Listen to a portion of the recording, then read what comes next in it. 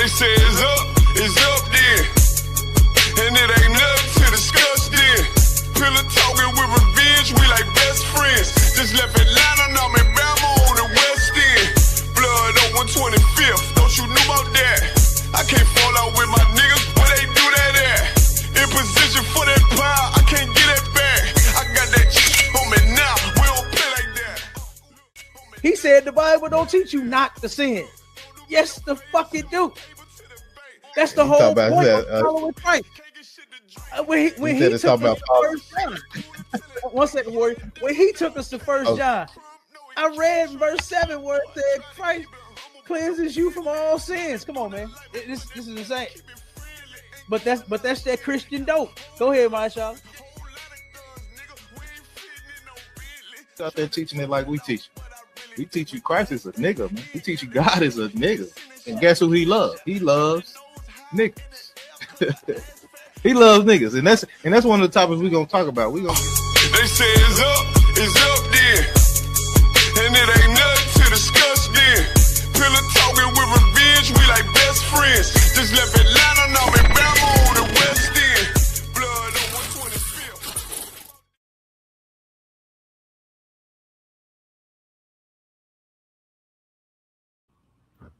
Oh, okay, yeah, you'll probably have to drop out.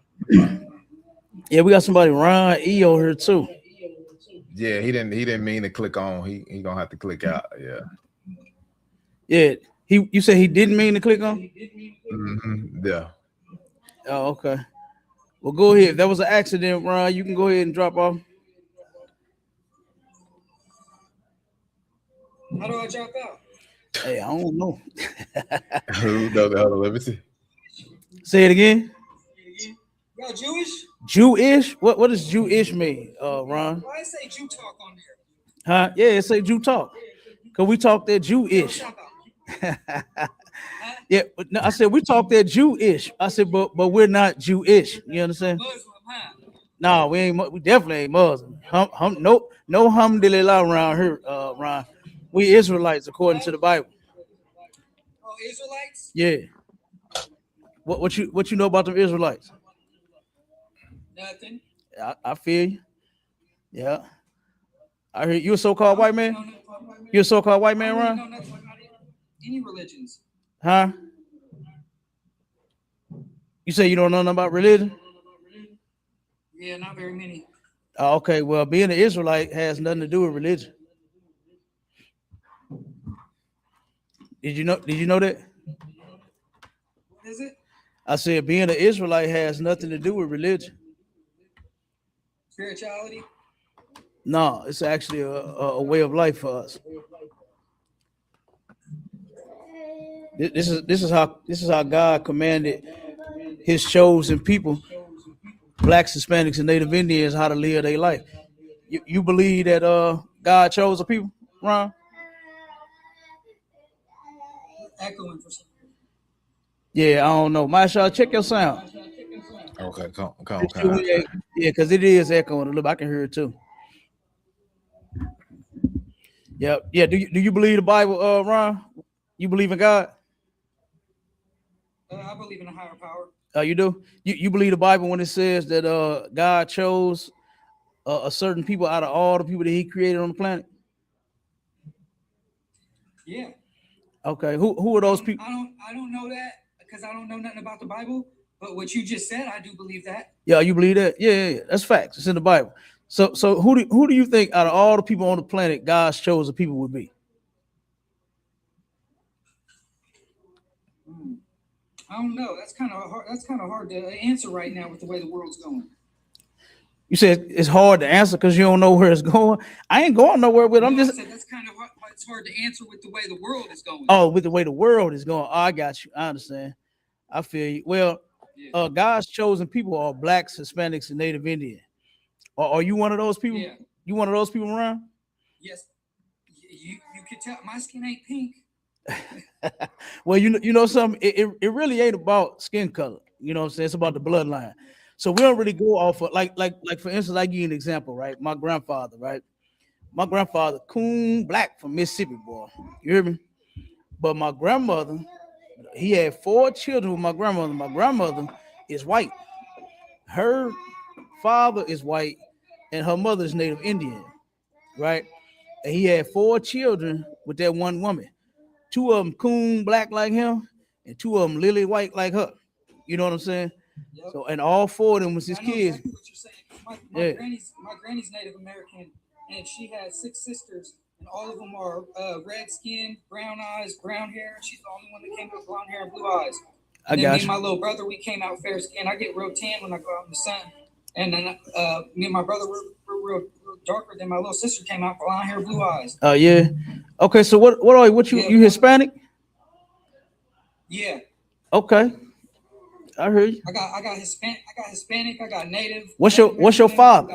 What's your father? Pretty much a mutt, bro. Yeah. Huh? You say what? You pretty much a mutt. Hey, look. Yeah, hey, Marshala, give them the link if you want to, so that way everybody else can see the interaction on the YouTube, right? Because it's just on TikTok. Click the no, you can't talk on both of them, Marshala. You hear me? Because it's echoing again. So go to YouTube, right? And you can go to Sharpen the Sword Radio, or you can go to ISUPK St. Louis, and then click the link that's in the chat, and you can come up on the stage, and that way we can have a better conversation. That way everybody can hear you. You feel like doing that? I don't know. I mean, I can. I just need to know. I gotta go to YouTube. Yeah, go over to YouTube for me. Yeah, we're gonna find out what you are, and we're gonna see if you're an Israelite or not.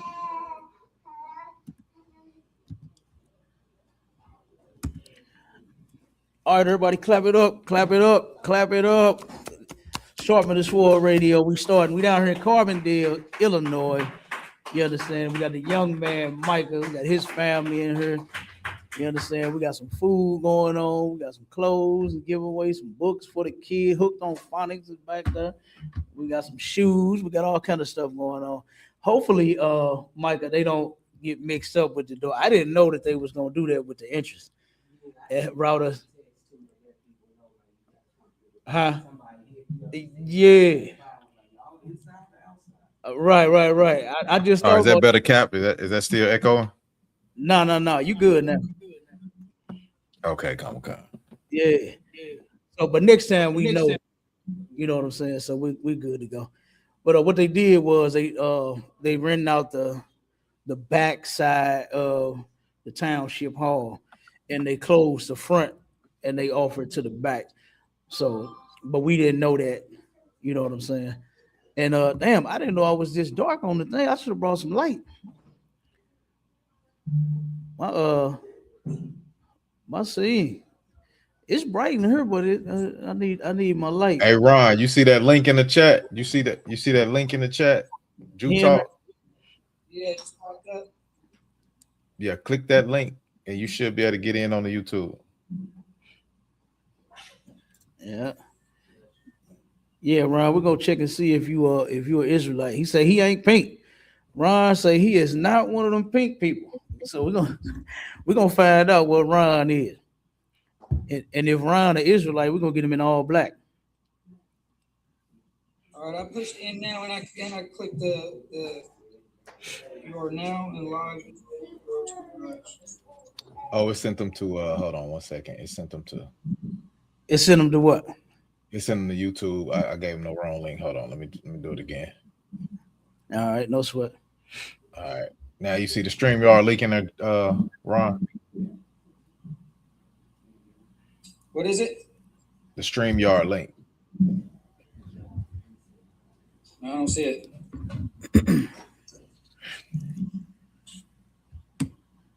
It should be right under the YouTube link. Wait, hold on. Yeah, just go to YouTube. Go to YouTube. Go to ISUPK STLOUIS. Okay, I think he did it, Cal. Yeah.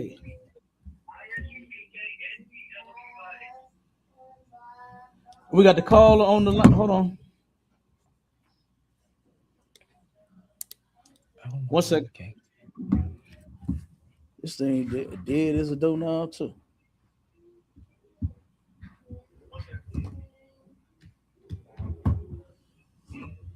Hold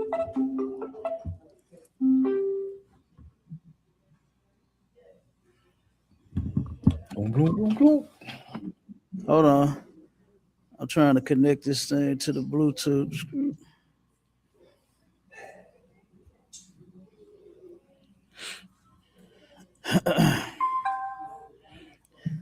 All right, we got a call on the call-in line. Yeah. It's me, Cap. Oh, hey, Shalom, Mark, what's going on? Oh, you ain't want to jump on the video? Yeah, it's me, Cap. I'm just calling that. Okay, you ain't want to jump on the video? Huh? I said you ain't want to jump on the video? Well, I need to do that if I can, Yeah. I mean, you can stay on. It don't matter. Yeah, I mean, it don't matter. You can stay on the call-in line if you want, but that way you can see the videos and stuff that we're gonna play and all that. Yeah. Ain't no sweat. Shalom, man. God, I got you. All right. Yeah. Okay, was you able to get that, Ron? Help the, No, I can't figure it out. You can't figure it out. Help him out, mashallah. All right, so come on, sir. Let me see if I can. All right. Mute up for me, Ak.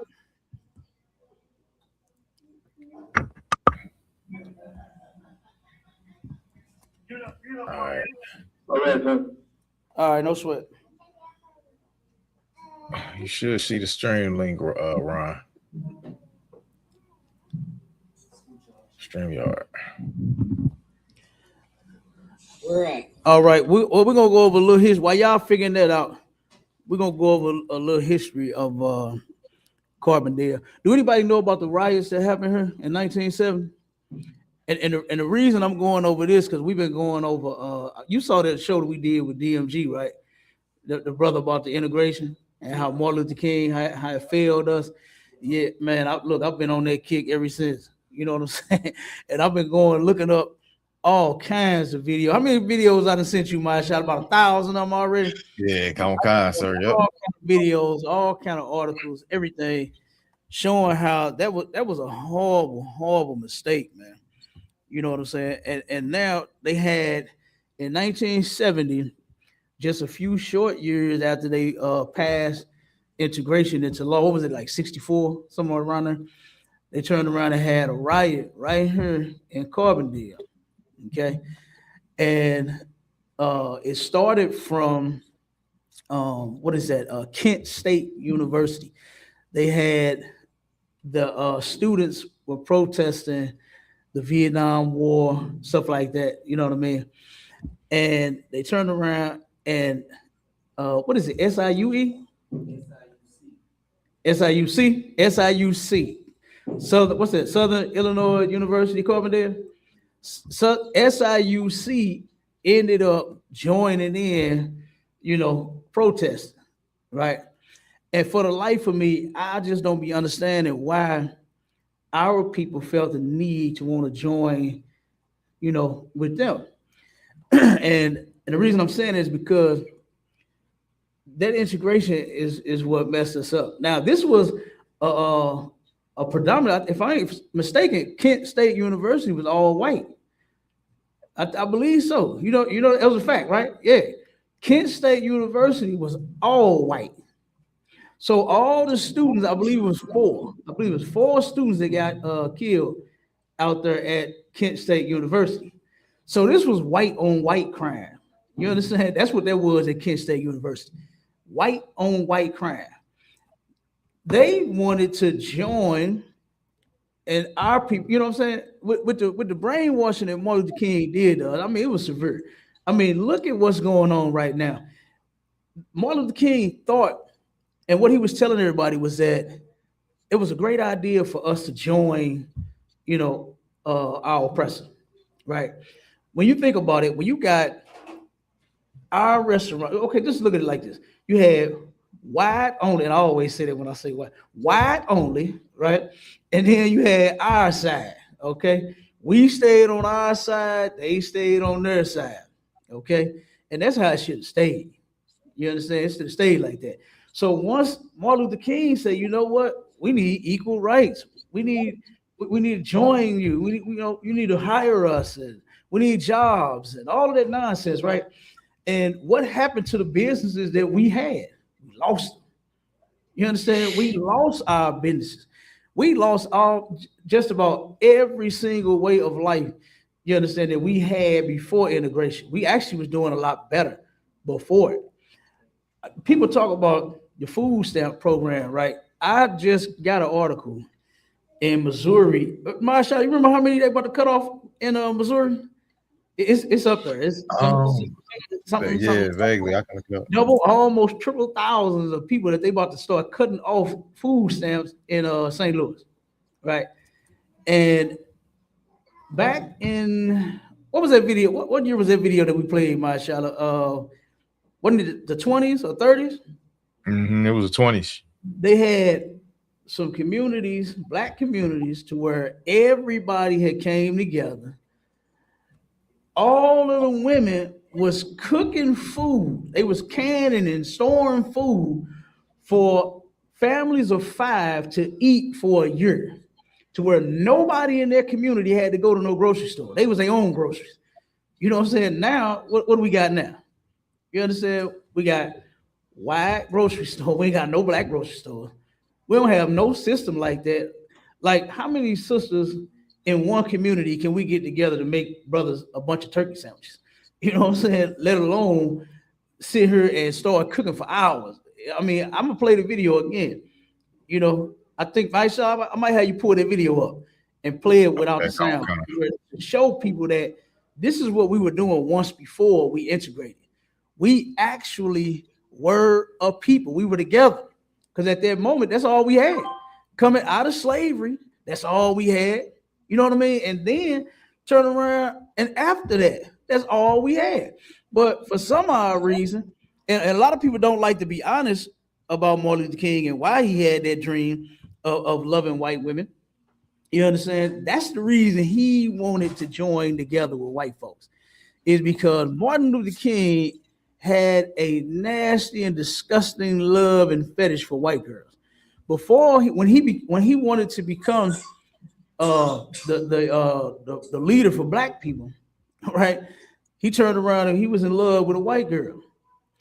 And he ended up saying to himself, and his peers convinced him, he said, you got to let her go, man. That's not a good look for you to be the leader and the spokesman for black people. And then you got a white woman. You know what I mean? So he ended up letting her go, but he's of course kept dealing with white girls. You know, I know the people don't like to admit that the feds actually caught him in the hotels with white women numerous times having orgies with him, but that was actually true. All of that was true. They even was calling him Orgy Mike back in the day. They was calling him Orgy Mike, not because that's what his real name was, Michael King. You know what I'm saying? It wasn't Martin Luther King. You understand? I believe his father ended up, or him, his father, somebody, I forgot how they went, but they ended up changing his name to Martin Luther after that Lutheran, the guy that started that religion. You know what I'm saying? Which was insane. But my shout out. Do you got the video? Look up the other layout, and you should see that video. Yeah, let's play this. I want to play that and turn the sound off for that. We ain't got to worry about no sound. I just want that one playing while we talking about this, because I thought that was amazing to have the whole community. Had the men chopping the wood, making sure the fire was going, so them sisters can keep stirring up them beans. You understand? And frying them wings. They was out there cooking, and turn around and they had, like I said, for a whole year, it was hundreds of dollars that each family would have to spend on groceries. They didn't have to spend nothing. They were going to eat for a whole year, a whole family of 5. Now, what do we have now? We go and we apply for the white man's food stamps.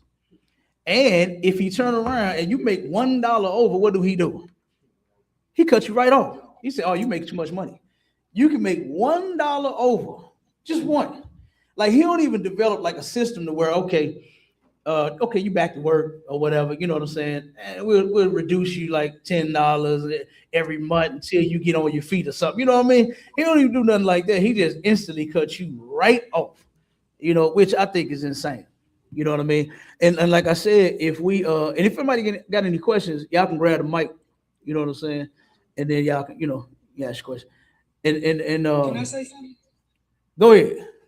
Go ahead, Ron. Hey, the white man don't give a fuck what your color is, bro. He don't care if you're Mexican. He don't care if you're Indian. He don't care if you're black. He don't even give a fuck about no white people. It's all about the green, like you said. You get $1 over and he cut it off. They don't give a fuck about anything but the color green, and that's it. They'll eat their own children over the money. You know what? You're actually right. I gotta agree with you on that. The first three you named, you absolutely dead on with that. Black. You understand?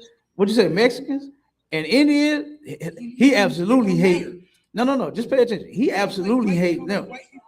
No, well, just one second. He absolutely hate them. You understand? And it's in the Bible. He hate us because we are God's chosen people, right? So you spot on with that. You also spot on about him not caring about his own people. He really is all about money. You understand? But guess what he loved? Guess what he loved before he'll love you? You understand? White people absolutely love they own before, and all the other nations of people, they'll love them before they ever show us any love. You understand? Their goal was to destroy us from the jump, not to turn around one day and join together with us. And that's the point about Martin Luther King and his idea and his dream being so idiotic, is what make you think that the master is one day going to sit down with the slaves? I don't even understand that. That don't even make sense to me. You understand? Look at all of the horrendous things that he was doing to us. You know, what they call it, breaking the buck, to where the white man was raping brothers. Like, I don't understand what Martin Luther King was thinking about wanting to join together with these people. You know what I'm saying? To where you take a young man and rape him to the point to where he'll be your good slave, and your sex toy. You understand? Castrating brothers, making them choose whenever you get mad at that white woman of yours, you turn around and make you choose between your foot and your penis. And you got to either cut one of them off. You know, look at all of the things that this man was doing to us. And then Martin Luther King said, you know what? He said he been to the mountaintops. He said he saw a vision from the Lord. He said God showed him that vision. That's a goddamn lie. God didn't show him that at all. You understand? No way in hell did God want us to join together with these people. What was actually supposed to happen was we were supposed to serve a punishment like what we did before. When you go in the Bible, you will find that the Israelites have been in captivity under every nation of people. You understand? That's how the Lord punished us. You know what I'm saying? God wants our God that we got. Now, everybody else God, you know what I'm saying, is all loves and kisses and hugs, however they go. But our God wants to hurt you when you sin against him. That's just how he is. You understand? He wants you to feel the pain so that you will stop, so you'll never sin again. But what we did, we kept on doing it. We kept sinning over and over and over and over again, right? But thank God, this is going to be our last captivity. We ain't going to have to worry about this no more. You understand? But that's the Most High, okay? You turn around and disobey him, he sent us into slavery, all right? So that was what's supposed to happen, was we were supposed to go serve in slavery, then we get out, and then we return to our God and start serving him instead of serving white people. Hold on one second. Okay, I see invite come up on the thing. Yeah, so, but the white man took it too far. Yeah, that's in the scriptures. And we're going to read them scriptures. Give me that. We ain't got the precept king on here. He ain't showed up yet.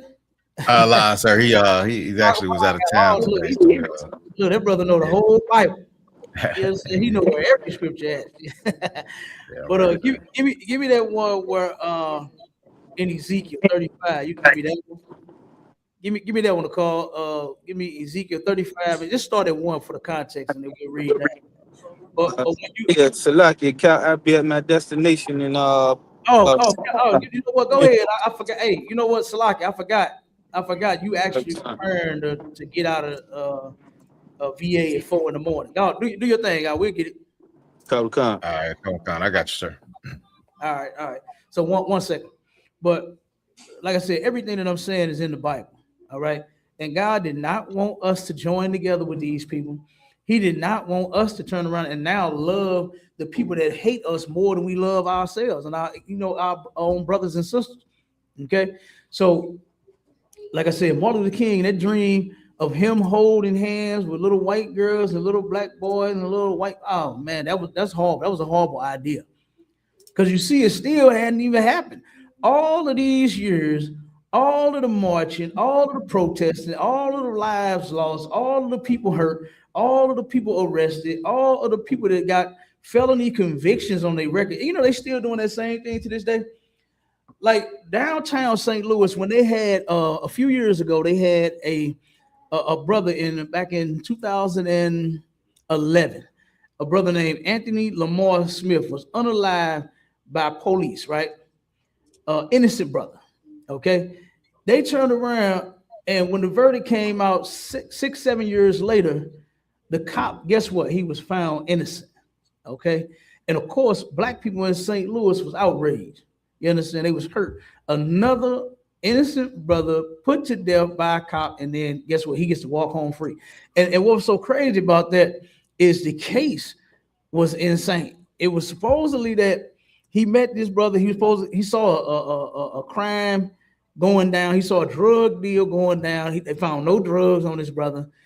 What else did he say? They actually had some interactions before. He didn't pull this brother over before and was harassing him before. He used his own personal gun to unalive him with. He unalived him with an AK-47.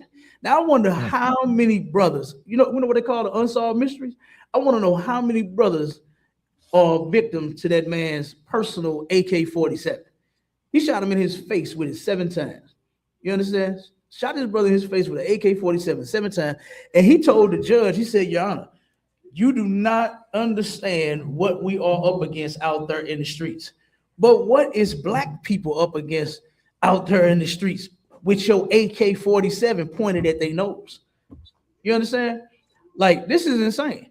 But like I said, but Martin Luther King said this was a good idea for us to join these people. And they still doing the same things to us today. So anyway, they turned around and of course found him innocent. And then everybody started marching and protesting downtown. And guess what they did to the brothers? They locked up almost 200 protesters.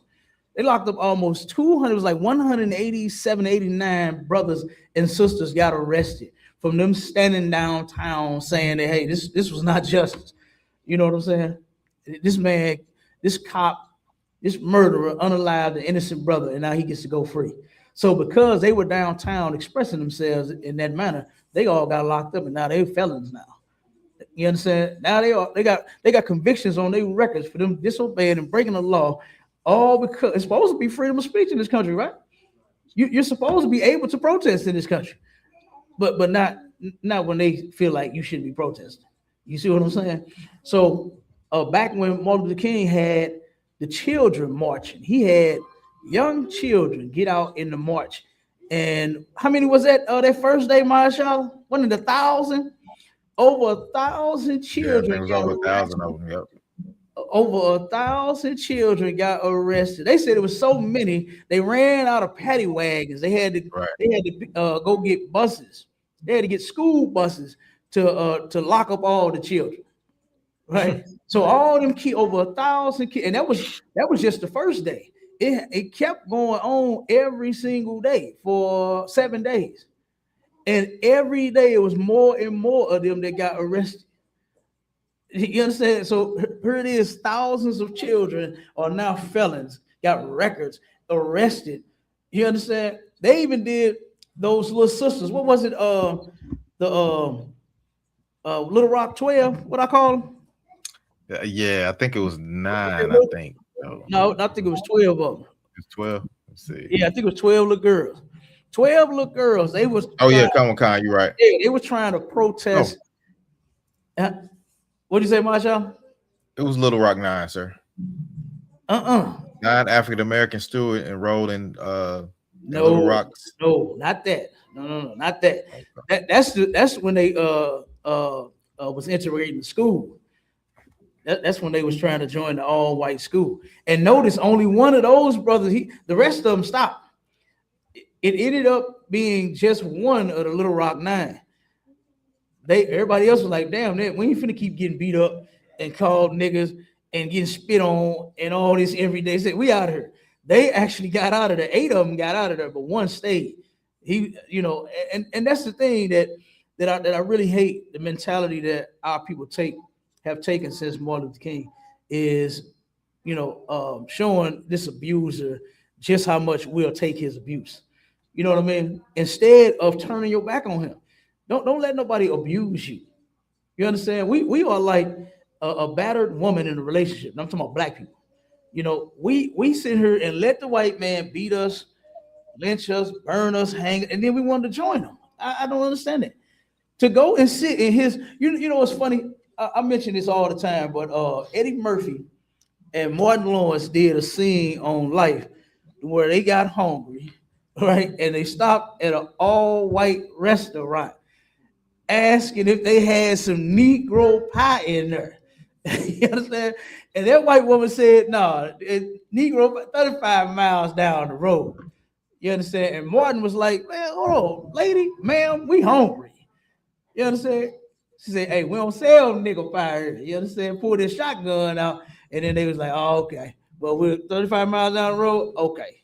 Like, and then with the protest, you had people throwing eggs, flour on your head, dumping pots of water on your head. That just did not make sense to me. I don't want none of the white man's bland food that bad to where I'm gonna let him beat me across the top of the head in order to get a plate.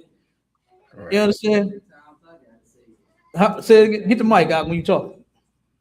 It's over there. Greg, get the mic for Michael. Put the other mic over there. Matter of fact, hold on. Michael, get that one. Get that mic right there. Because this thing is echoing. That's this thing. Get that mic right there. Turn it on and give them that one.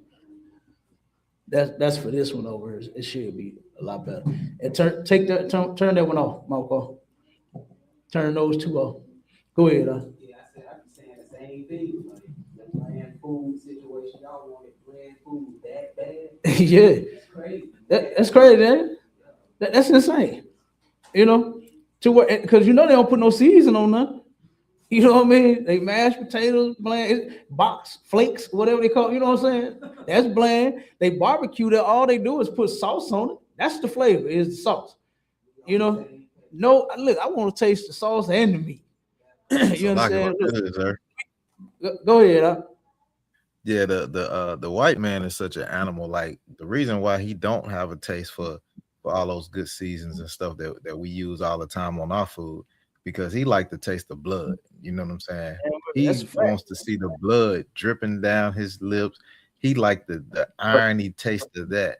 You know what I'm saying? So that's why his food is always bland. You know what I'm saying? Because he has a taste for blood, Sir Shalaki. Right. Hey, that's a fact. That's even in the scripture that we're about to read.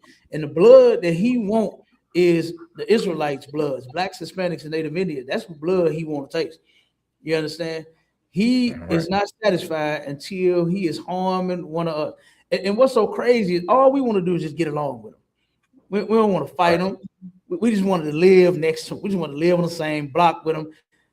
All them videos that we played to where you got white people saying that, oh man, the black people is trying to move in our neighborhood. They're troublemakers. You know why they were saying you was troublemakers?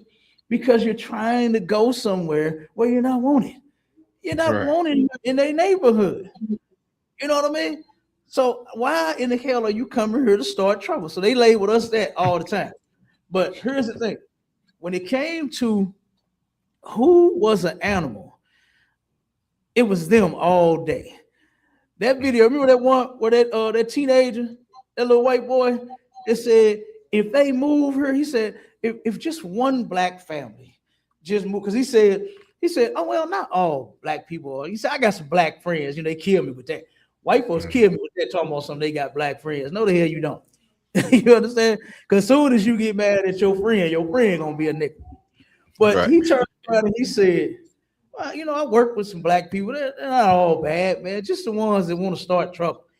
So the white boy, the interviewer asked him, he said, well, what if just one black family moved on your block? He said, they'll get killed. I said, God damn. You understand? But they say we violent. They say we the animals. They said something wrong with us. When we just wanted to live next to you. We just wanted to be like Mr. Rogers' neighborhood. Hey, neighbor. You know what I'm saying? That's all we wanted to be. Was live amongst you. Mm-hmm. And that right there just proved how big of an animal they are, from the older ones down to the younger ones. So like it, sir. Go ahead. Yeah, so and like you said, like we always trying to be around them. And what blacks, Hispanics, and Native Indians got to realize that the American dream is not for you. You know what I'm saying? The American dream is for the white man. You know what I'm saying? It's not for us. We was never when they was having that dream, they didn't see happy Negroes running around. No, it was a place full of white folks. You know what I'm saying? It's a lot. Yeah. No, that's a fact. They definitely didn't see our face when it came to no happiness. And what they call it in their constitution, that every man is entitled to peace and tranquility. Boy, they showed up wasn't thinking about us. Because the Bible even says that we're not gonna have no peace here. You know what I mean? There's gonna be no rest for the sole of our feet. You understand? So we gotta understand it. But I'm gonna let you read the scripture real quick, and then we're gonna play the video. I'm gonna play the video while I'm talking about what happened here in Carbondale.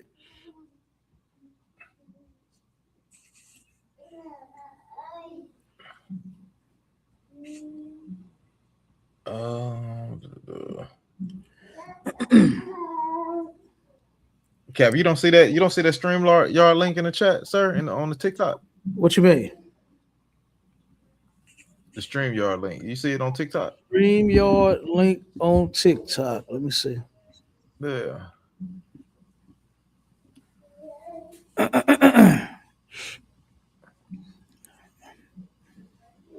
You don't see it? Let me see if I can send it to you and see if you can put it in. No, I don't see it over there. Right? I'm gonna send it to you. See if I can send it in. Hold on. Sure, so Sister Shara Shalom, Lord Christ here. Let me see. All right, I just sent it to you, Cap. So, Israel Lopez, you said to show you the secrets of a master mason. Guess what? My father and my uncles and family, you know what I'm saying, they were all masons. You know, I even got I even got their info. You understand? Look, I'm gonna say it now that my father is deceased. I got his info. I wanted to know what the hell was this junk about. You understand? Because all my uncle used to say was, and if you ready to ride the goat, I was like, nigga, ride a goat. I don't even like animals. What are you talking about riding a goat? You know what I mean? But it's just a part of the initiation. I didn't know what that meant. So I snuck in my father's stuff and I got his damn DVD. I know all of the hand motions and all that nonsense. It's all garbage, man. It's something that Black, Hispanic, and Native Indian people should have never been involved in. You understand? So no, we not Masons, Israel Lopez. We ain't got nothing to do with that. The shield of David, which you see all over me. You understand? You see it around my neck, around my finger, on my arm. You understand? If tattoos wasn't unlawful, I'd get it tatted on my, what Master P say, cross my back. You understand? No, I'm just kidding. No tattoos. Tattoos are unlawful, okay? Right, and if anybody has any, don't get no more. Any Black, Hispanic, and Native Indian got any tats, okay, don't get no more. All right. Yeah, that's right, Kev. I'm tatted up. You know, I'm like, oh man. Listen, in the world, we did all kinds of things. You know? We did all kinds of things. But look, you are here now serving the Lord. You've done none of that stuff that you've done in the past. You're a brand new man. You understand? And a mighty soldier up under Commander Juliana. You know what I mean? Sir, the water. So what you were showing me your family? Ron.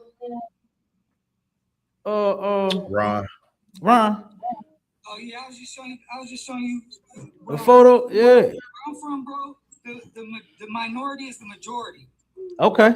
So what are you? I'm Mexican. I'm native. Is your father Mexican? I just want to know what your father is. My dad is Irish. My mom is Mexican. Okay, so if you you're a white boy then. Hey, only when I'm around white folks, I ain't no white boy. No, I'm only a white boy when I'm around black folks and when I'm around my family, because half of my family's Mexican. They call me Wedo. Yeah, I understand that. Yeah, you know, our people accept, like for instance, my grandmother was white, right? And her father was white, and her mother was Native Indian. Okay, and for the longest, my grandmother had told me, I thought it took me until I came into the truth to find out that she was actually a white woman. My grandmother told me she was a Blackfoot Indian. She had that long black silky hair like them down on her butt. You understand? She used to wear the fringes and everything like them. I'm surprised she ain't take me to a powwow, but turn around when she after she died, I ended up coming in the truth, right? And then everybody was like, damn, what's all this talk about white people now? You hate white people. What's going on? I say, don't you know your grandmother was white? Man, I called my father. I said, hold up, what's this about my grandma being white? He said, oh, she is. I'm like, well, goddamn, when was y'all gonna tell me? You understand? Everybody else knew, except for she never talked about her father. I never even asked. You know what I'm saying? Nobody ever talked about him. I asked him, I said, you met the man before? He said, yeah, I met him. We went down there. I've seen him before. Yeah, he lived over such and such. And I'm like, damn. So, yeah, so according to the Bible, you are who your father is. So if your father is, say, black, then you will be an Israelite. If your father is Italian, you will be Italian. If your father is African, then you are whatever the father is, that's what the child is. And that's in the scripture. You know what I mean? So if your father is Irish, you need to ask him. You know what I'm saying? You need to ask, is he straight Irish? You know what I'm saying? Because if he is, you're a white boy. You need to find out what your grandfather is. Is your grandfather, you know him? Your father's father? I think my grandpa is native. He native? You think maybe? My dad's mom is not native. Right. Now it don't go off the women.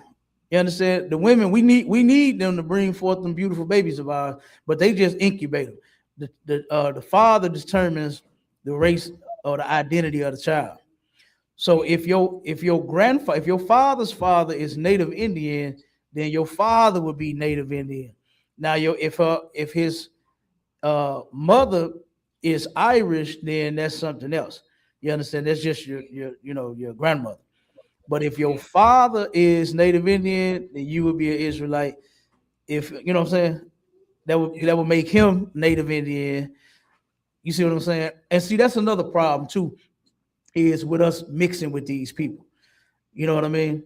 Blacks, Hispanics, and Native Indians were never supposed to mix with the other nations of people. We were supposed to only marry our own kind. You know what I'm saying? So we wouldn't have that problem. White people would have been able to make children with Japanese, Korean women, and African women. You know what I'm saying? But not ours. Go ahead, Doc. So like it, sir. A lot of people out there, they taught, well, I'll say Christians, they taught that fornication is sex before marriage. But if you have sex with a white person or somebody outside the 12 tribes, that's fornication. That's unlawful sex. Damn right. You know what That's I'm saying? a fact. You're not supposed to sleep with another nation of people. You got 12 tribes to choose from, Cap. Fact. 12 beautiful tribes to choose from, and it's no reason for you to even go outside. It's like if you walk into a ice cream shop, Cap, you got the blackberry ice cream, the caramel, the mocha chocolate. Why the hell would you run over and get the vanilla ice cream, man, with no flavor in it? Like, what's the point of that? You know what I'm saying? It's a locking, sir. And look, the brother is speaking metaphorically, okay? For those brothers and sisters that love vanilla ice cream, nothing wrong with it. Okay, ain't nothing wrong with vanilla ice cream. Look, you about to ruin somebody's favorite. You know what I'm saying? You about to ruin it, boy. Yeah, I'm gonna have it. All brothers stop eating vanilla ice cream. Go. Right. I'm getting phone calls. Who y'all telling that you can't eat vanilla ice cream? What the hell y'all teaching out there? I got to come down there. You're gonna have them fine. Okay, but no, but he's using that as a metaphor for the white woman. Yes, and they are bland. You understand? Like I don't even see what's so interesting in them. When you got all of these beautiful sisters, boy. You understand? What in the hell would you do? Crossing over has never came into my mind. Like, dang, like they don't even like crossing over just sound bad. It just I'm like my man from the Five Heartbeats, Leon, when he said crossing over ain't nothing but a double cross. You understand? Right. That's what that is right there. That's something I don't even want to dip in. You understand? It is a white woman and try to find out what the other nations of people got, what they working with. Give me a beautiful sister. You understand? What do a Chinese woman know? But and listen, I know a cat back in St. Louis that married he went on the internet on what's that, like Find a Bride, Buy a Wife or something like that. And he bought him a Vietnamese chick for 10 grand. He bought him a wife. No lie. This is not a lie. He bought him a Vietnamese chick for 10 G's. Now me myself, I'm gonna take that 10 grand and build up me and my sister. You know what I'm saying? Not no buying no broad, you know what I'm saying, on the internet. And this dude, his remarks after being with this woman, bringing her here, moving her in his house, right? He said he will never be with a black woman again ever. She put a garden in his backyard, right?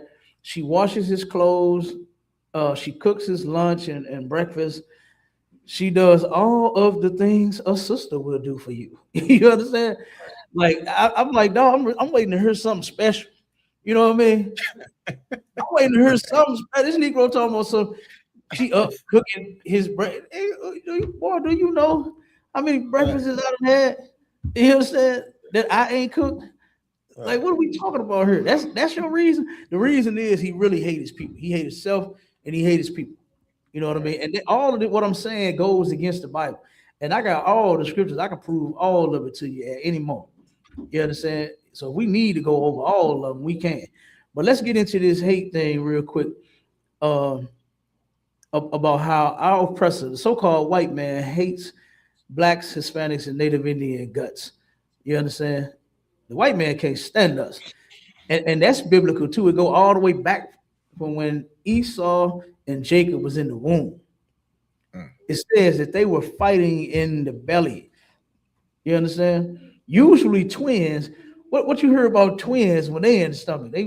I done seen people taking what they call them damn things?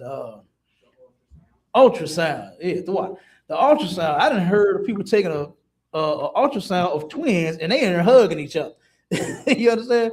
But they said the Bible says that Jacob and Esau was in the womb banging. You understand? Their mother was in so much pain from them two cats fighting, going to war every single day. You understand? Which is crazy. But and that's one way how you know that we are not the same people. Even though Esau and Jacob come from the same mother and father, they eventually split and became two different nations of people, just like the rest of them. You understand? The rest of Noah's 3 sons, all the children that they had, they all branched off and became their own people. And that's what, like you mentioned, Christians, mashallah, and how they don't know the Bible. They have not no clue as to what the Bible actually means. All right. But let's get this real quick. We're gonna show how our oppressor, he's never gonna lighten up. You're never gonna get any rest here. Carl, grab this scripture for me. This is not your rest. And is it Malachi? I forgot what it is. Let me see what it says. Hold on one second. You know what I want to talk about?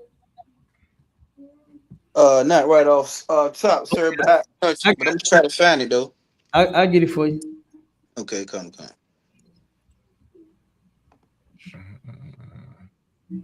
Malachi 2:10. Yeah, there you go. Okay. All right, read yours for me, Mashallah, real quick. Come, sir. The book of Ezekiel, chapter 35 and verse 1. Moreover, the word of the Lord came unto me, saying, 2, son of man, set thy face against Mount Seir and prophesy against it. Okay, so don't think for 1 second that the Most High got this brother, said just out of his mind going to prophesy against the mountain. What this is talking about, Mount Seir, is where the Edomites, where the so-called white man dwelled. This is where they lived at. Okay, and the Lord is saying,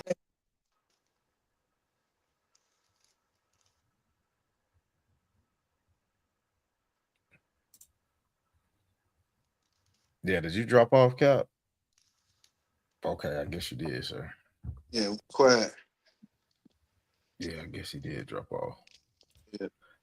Yeah, I can hear you on the TikTok, sir. Okay, come on. Yeah, we'll keep rolling. Can you hear me? Yeah. Go ahead, Cap. I can hear you. Yeah, I can hear you, sir. Okay, go ahead. All right, the water, Yagadar. Hey, Shalom, what's going on out of one? Hey, Shalom,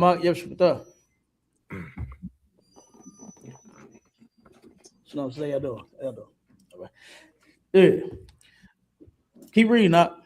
Okay, come on, sir. Shalaki. It says, verse 3, and say unto it, thus saith the Lord God, behold, O Mount Seir, I am against thee.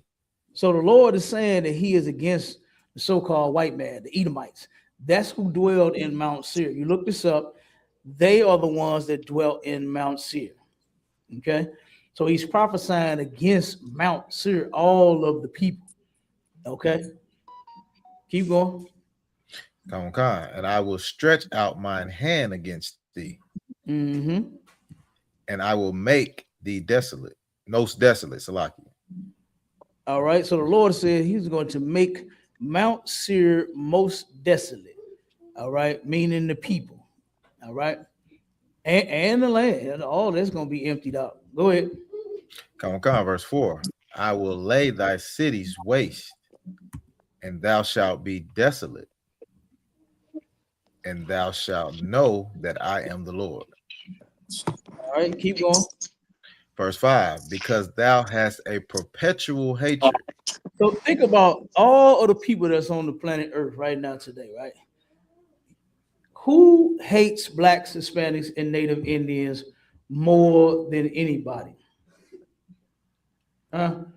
Who can you say hates black people more than anybody? Where I'm from, I hate the Mexicans, the black folks, and it's bad. Well, you know that right there is by design. Yeah, I know it. It's genocide. Yeah, that's by design. The white man made us hate each other and love him. You understand? But I'm talking about out of all the other people, because there's Mexicans have not done nowhere near what the white man has done to black people. You understand?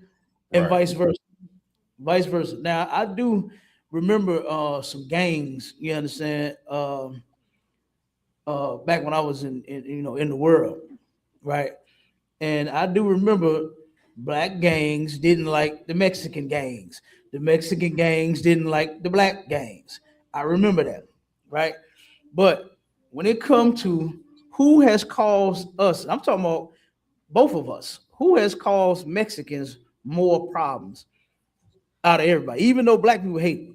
Who has caused black people, who has caused Native Indians, go back and look through history, and who has been the cause of all of our problems, man? It's been white people. That's who it is. It's been our oppressors. And guess what? We in this together. They oppress the Mexicans the same way they do us. You understand? So the division that they go ahead. No, I was just gonna add on to that. Like, Mexicans ain't dumped drugs into our neighborhoods. You know what I'm saying? Black people ain't deporting Mexicans. You know what I'm saying? Like, black people didn't take the Native American land and break all the treaties. Like, that was one nation of people that did all those things to these three people. You know what I'm saying? To the blacks, Hispanics, and Native Indians. So to say that we do this thing to ourselves, no, it was by design, like you said, Cap. Like, this was put in place for him to always be over us and keep us, keep us down, Sir Salaki. Yeah, the cartel ain't got nothing on the white man. You understand? Right. He got nothing on him. Okay, all the damn drugs that he done flooded all of our communities with. The cartel could never sell as much drugs as the white man has. You understand? Right. So keep going on that. Come on, sir. Real quick, that perpetual hatred is speaking about, like I said, it's speaking about the white man's hatred for black people. Perpetual is continual. So the white man is continually hating us. What is black women having to wear now if they have young sons, right? What they call them, the YNs? I seen on Tubi they got a show called the YNs. I was like, oh boy, here we go. I ain't watching it. But they got a show called the YNs, okay? And guess what? They making shirts saying that I have a black son. Why? Because those black mothers are in fear of their sons returning home, you know what I'm saying, at night when they leave the house. You know, when they go into school, it's some cop going to end up harassing and profiling them and harassing them. You know, I just seen a video of a young brother walking home and he had a pocket knife in his, you know what I'm saying, a little small, like 3-inch knife. And he had one and he didn't stop for the police because he was nervous. You understand? And he ended up yelling out that he had that knife. You know what I'm saying? And here you is, this kid is just walking. He was minding his own business. You know what I mean? And the cop said, hey, what you doing? Where you going? Like, and we know that that's not a friendly, hey, what's going on? How you been, Antoine? Right. You know, it's not one of those. He's going to harass the brother. So that's what they did with him. You understand? Was ended up harassing this little brother. And like, so like I said, I could add on to that. Go ahead. No, what if I could add on to that? Because even I know when I was growing up, I know you was growing up as well. Like when we first started driving, your mom, your dad would tell you, make sure you got your seatbelt on, make sure you're doing this, make sure you drive right. If the police pull you over, don't give them no problems. Don't do none of that. And if a officer plants something on you that's not yours, are you just supposed to sit and take and comply? Hell no. You're gonna be like, hey, I don't even do that type of thing. You know what I'm saying? So like go ahead. No, go. You just made me think of. Go ahead. Oh, okay. Oh, yeah. So it's a bad thing to teach your children to just comply to do whatever this white police officer is telling you. Like he said, him saying, hey, it's not a friendly hey. You know what I'm saying? The next thing after that is let me see your ID. You know what I'm saying? Right. Let me see this and let me see that. So, you know what I'm saying? It's a lot here, sir. No, because walking is not, I mean, you're supposed to be, looking for crime, right? The kid was walking. That's not a crime, man. He minding his business, going where he going. He wasn't looking, like suspicious, like looking in windows or doing nothing. He wasn't doing nothing. He was walking straight ahead. That's not a reason for you to stop him. He's suspicious. So, like I said, it's never a friendly, just a friendly stop when these police. But what you made me think of is when I was about 18, right? I always had some old school cars. I had a 87 Monte Carlo, right? Rims, TV. That's a nice car right there, Cap. On it, you know what I'm saying? Loud as could be, you know what I'm saying? All that, right? Hooked up. And me and my cousin, now to this day, my cousin, me and him the same age, and boy, he just as scary as could be. You understand? The police pull, he said, man, I hurry, I turn the car off, I take the key, I put it on the hood, I put up my hand, I yell, I ain't got nothing. He's terrified, ain't did nothing, but terrified. He said, man, I want to go home at night. That's what he said. He don't want to get killed by the police. And my cousin is terrible. I'm like, damn, cuz, you all right? Like you ain't committed no crime. Like, why you doing all that, man? These police are killing people. So, but that's the whole point. White people put fear in us to make us serve him. That's what it was. You know what I mean? And back in slavery, they did it with the whips. You know what I mean? And now they doing it with police. They pull you over. What's that? The jump out boys. Stop and frisk. All kinds of stuff. Lakeshaw, Detective Lakeshaw back in St. Louis. Everybody knew about him. He came from California, and he wreaked hell, boy, on St. Louis.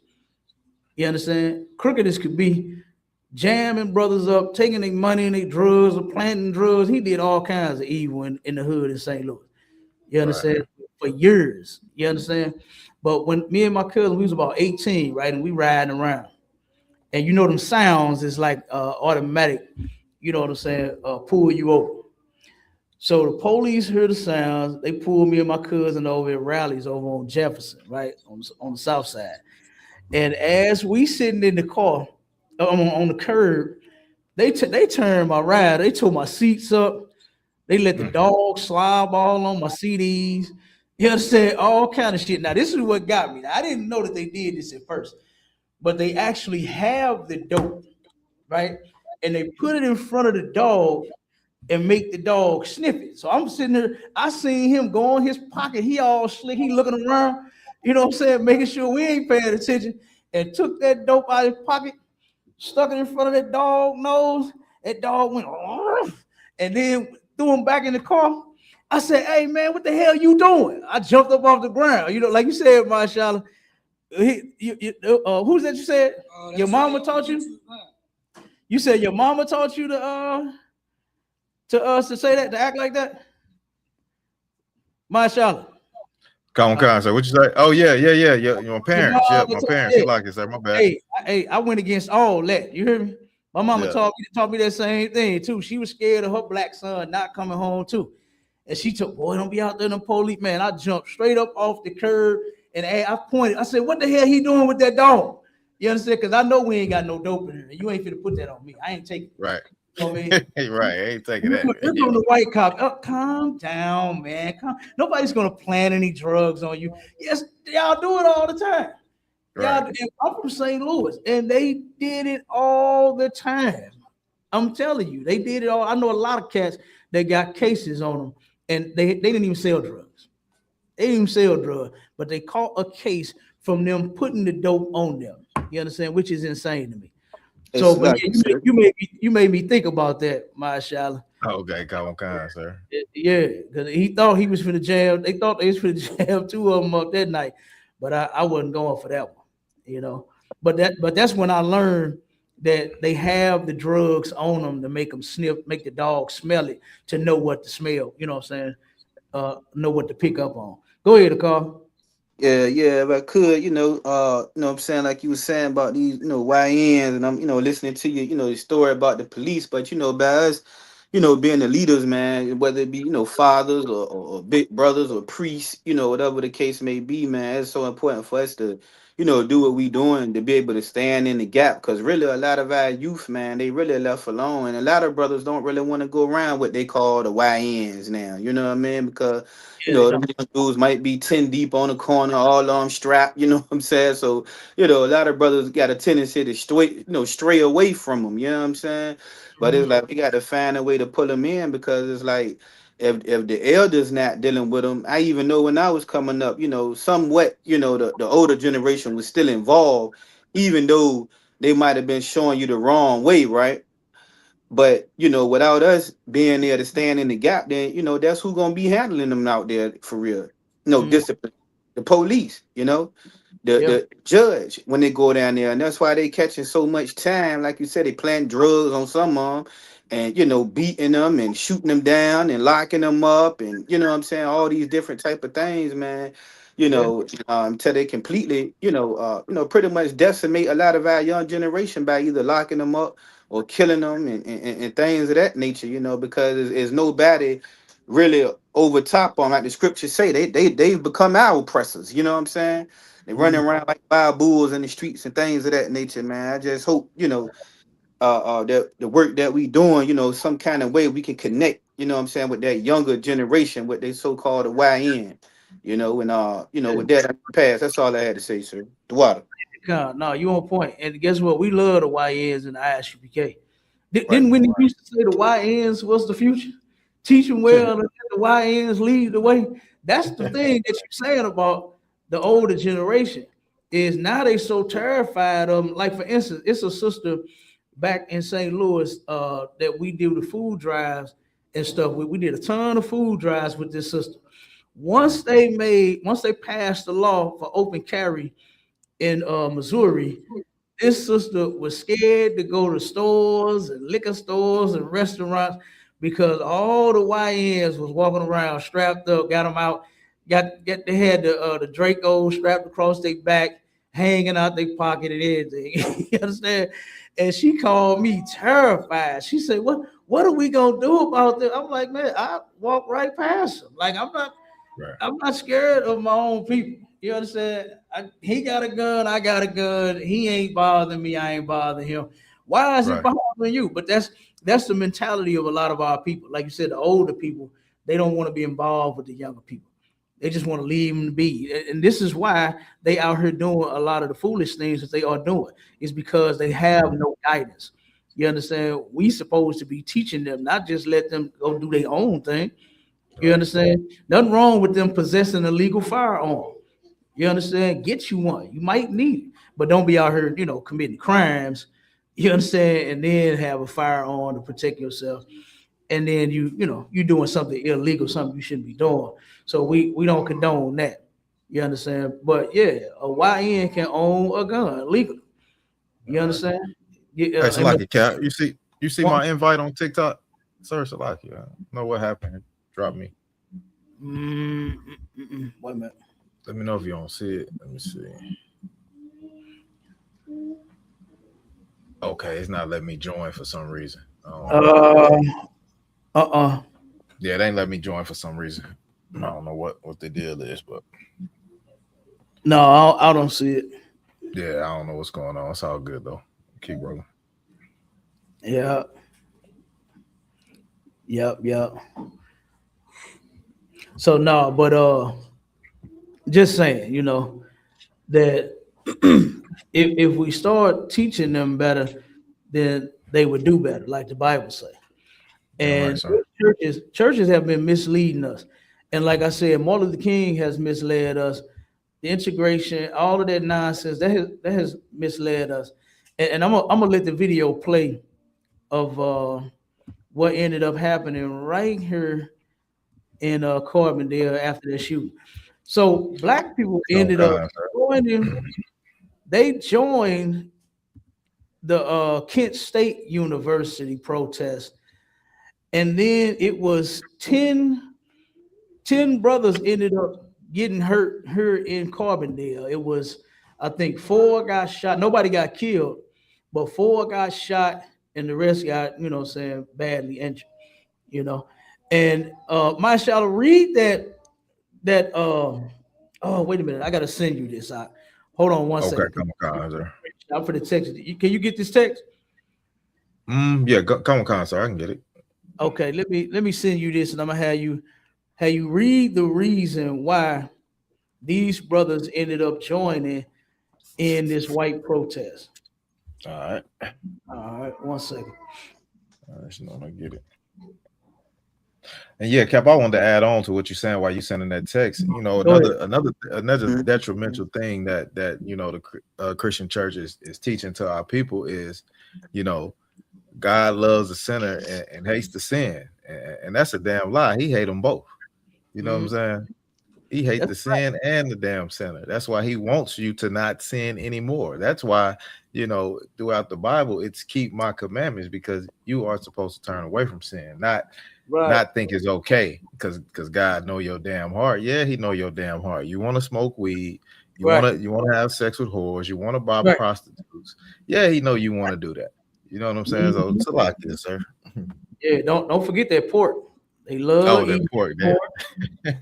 And what's the new thing now? The shrimp scampies and crab fat boils and all that. Yeah.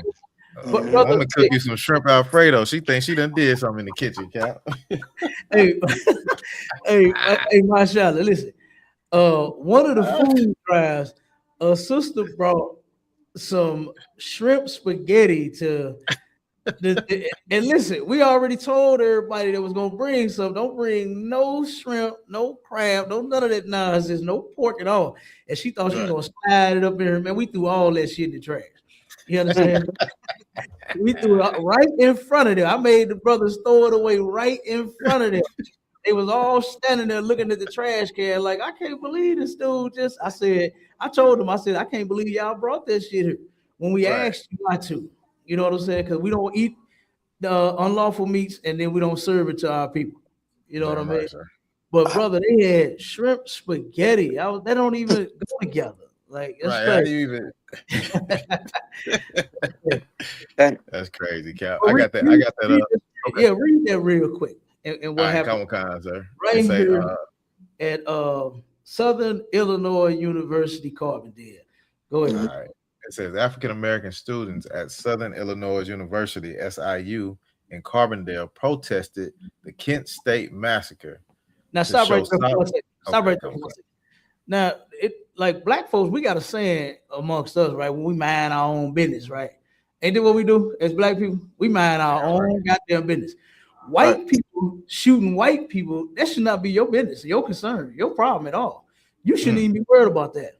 Why are you worried about white people shooting white people when we got our own problems? We got our own laundry list of things that we need to clean up. But here they are. And like I said, this was a few short years after integration. So this is Martin Luther King mindset is fresh off into people. Here you are thinking that you didn't really join these folks when you haven't. You understand? Keep going. To show solidarity against state violence, express anger over racial double standards, and challenge the expansion of the Vietnam War. Oh, okay. So now you would think that the racial double standard that they was talking about was black, but it wasn't. It was about white people protesting against the Vietnam War. That's what the stuff was about. So it had nothing to do with us. Matter of fact, there was the very next day after the Kent shooting happened, there was two brothers that got unalived by two white officers in Jackson, Mississippi. That ain't why they was protesting. That's not why they was protesting. They didn't even worry about that. It didn't even get no news attention. Like the media, they didn't cover that Jackson shooting the way that they did this Kent and this Carbondale thing. You understand? As you can see on the video that just played, somebody just ended up getting shot, and they caught it right there where a white boy just got shot by one of the cops. You understand? So go ahead, Marshall. Keep reading. The joint protests and subsequent riots in Carbondale in May 1970 were driven by several intertwined factors.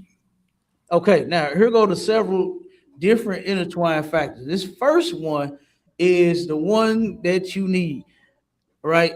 And then after this, Marshall, I'm gonna have you go to the layout and get that definition that's in there all the way at the bottom. Okay. So read the first one. Read the first one.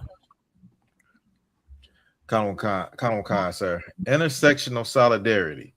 Okay, now pay attention. One second. Pay attention to this. Okay. This is the number one reason and the sole reason why those brothers, you understand, and sisters ended up joining that protest is this reason right here. Okay. We have been suffering police injustice and all of that since forever. Okay. They once called them, what do they call them? The slave patrol. The slaves used to sing a song called the Patty Roll Coming. You know what I'm saying? And we got songs, we say stuff about police when they, you know what I'm saying? When they pull up on us now. Okay. So they turned around and we were accustomed to police violence and white violence anyway, but they weren't protesting those two brothers that ended up getting killed in Jackson a day later after the Kent situation. This is why intersectional solidarity, that's the number one reason and the sole reason why they went and started protesting. Because you remember, he said that the joint protest. So it wasn't just black people by themselves. The black folks wanted to join the white people protest now because, hey, now we integrated. We people just like you. What they say, we bleed red. We all bleed red. We all the same. No, we're not. And we're going to never be the same in their eyes. Go ahead, keep reading. Colonel Khan, sir, intersectional solidarity. Many Black students, including members of the Black United States (BUS) on SIU Carbondale, demonstrated in solidarity with anti-war efforts, viewing state suppression of student voices as civil rights issue. Okay, now get the definition for that word. Now, what in the hell is Black people concerned about what Bruce Lee is doing to Jackie Chan? Why do we even care? You understand? Why do we care? Because the white man is over there, fighting, going to war with the Vietnamese. Who cares? Why do we care? When the white man had his personal war against us for over 400 years. You understand? Right. Like, why are we concerned with what he doing with somebody else? Okay, and like I said, this is fresh in the minds of our people because this is 1970. This is a few short years after 1964 when they passed the integration law. And matter of fact, they taken away every single thing that they have given you in 1964. They taking it away now. You understand? Donald Trump is getting rid of all of that nonsense. He's getting rid of all of that to where now they have the right to refuse whoever they come into an establishment. They can refuse you. You understand? They don't have to hire you. You know, at one point they had to have so many Black people on these jobs. When I was in the union, the painters union, they had I forgot the percentage, but it was a small percent. But the company I was working for, I was the only nigga out of 100 white folks. I was the only one. So they was low in numbers. They was extremely low. So they never really enforced anything, but they were supposed to have so many Black people. Now they don't even have to hire you. They don't even have to. So what are we gonna start doing now? Once they take away all of that, what is it? The DEI, diversity, equity, and inclusion. Once they start taking all of that away to where they don't have to include you, what are you gonna do then? You understand? We so divided as a people. What are we gonna do when the white man let us completely go? You understand? Ain't no more food stamps because you see he's steady cutting them off. You understand? You ain't gonna get no job. He don't care because you work the best. He don't want to see you make no money. The white man don't want you to make not a dime. He don't want you working. You understand? Even though you the one that's pumping, you the reason he got billions of dollars. You are the reason. If you wasn't there working, I seen a brother that once the COVID hit, when COVID happened, it was a brother in Jack in the Box. I don't know if y'all seen that video, but it was a brother in Jack in the Box. This brother, he the manager, and he was there. He ringing up at the register. He ringing up at the goddamn drive-through. He flipping the fries. He flipping the burgers. He doing making the drinks. I'm like, dude, I would have closed. I ain't finna stay. You know what I mean? But this brother is still, he determined to make sure that, hey, boss, I'm at work. You know what I'm saying? I'm doing the best I can. Man, I would have shut every door. What'd you say? That's insane. You can't do everything, man. Come on, bro. But that's what he did. Everybody else walked off the job. Got scared. Thought everybody was gonna die from COVID-19, and they was like, "I'm out of here," and they didn't show up for work. And this brother stayed, and he was there doing every single thing. Like that was insane. When I saw that, I couldn't even believe anybody was sitting there making any orders. The sister that took the video, I'm like, damn, why ain't you cancel your order? Say, no, never mind, bro. You know what I'm saying? I see you doing all kinds of things in here. Let me get up out of here. Let me go somewhere else. But yeah, that's what they was doing. And here they all got millions of dollars because of you, because you have been working for minimum wage forever. Right. It took them about 20-some years to make minimum wage go from $5.75 to, hey, somebody look that up for me. Look up how long it took in the state of Missouri for the minimum wage to go up. Look it up for me here in Illinois. Because I remember making like $5.75 on one of my first jobs. $5.25. So it took about 15, 20 years for it to go up. So what did it go up here in Illinois? What is it now? What's the minimum wage now? Do anybody know? 15. It's 15 per hour starting January 1st, 2025. Okay. And you know something, they pushed that in St. Louis too. They had everybody voting for the weed. So if as long as you voted for them to push this legal weed the white man is selling now, then they promised to raise minimum wage to $15 in St. Louis. Now they took their time. I don't know. Look it up, Mashallah. See, had it gone up yet? Because it was supposed to be. The first increase. Yeah, it was like $1. It was like $1.25 increase for 4 years until it got to 15. Well, it went to like you said, it went up like to $1, and then after that it jumped up to $9.25 on January 1st, 2020. So what is it now? What is it right now? Right now, it's as far as January 2025, it's not giving me 2026. It's saying it's at $15 per hour right now. It's at 15. Okay, so it's 15 here, 15 Missouri. Okay. Okay. All right. So who got the number about how long it took for it to go up? Did anybody look it up? How long it took? Okay. Yeah, for minimum wage to go. Just do 5.25. Huh? How many years?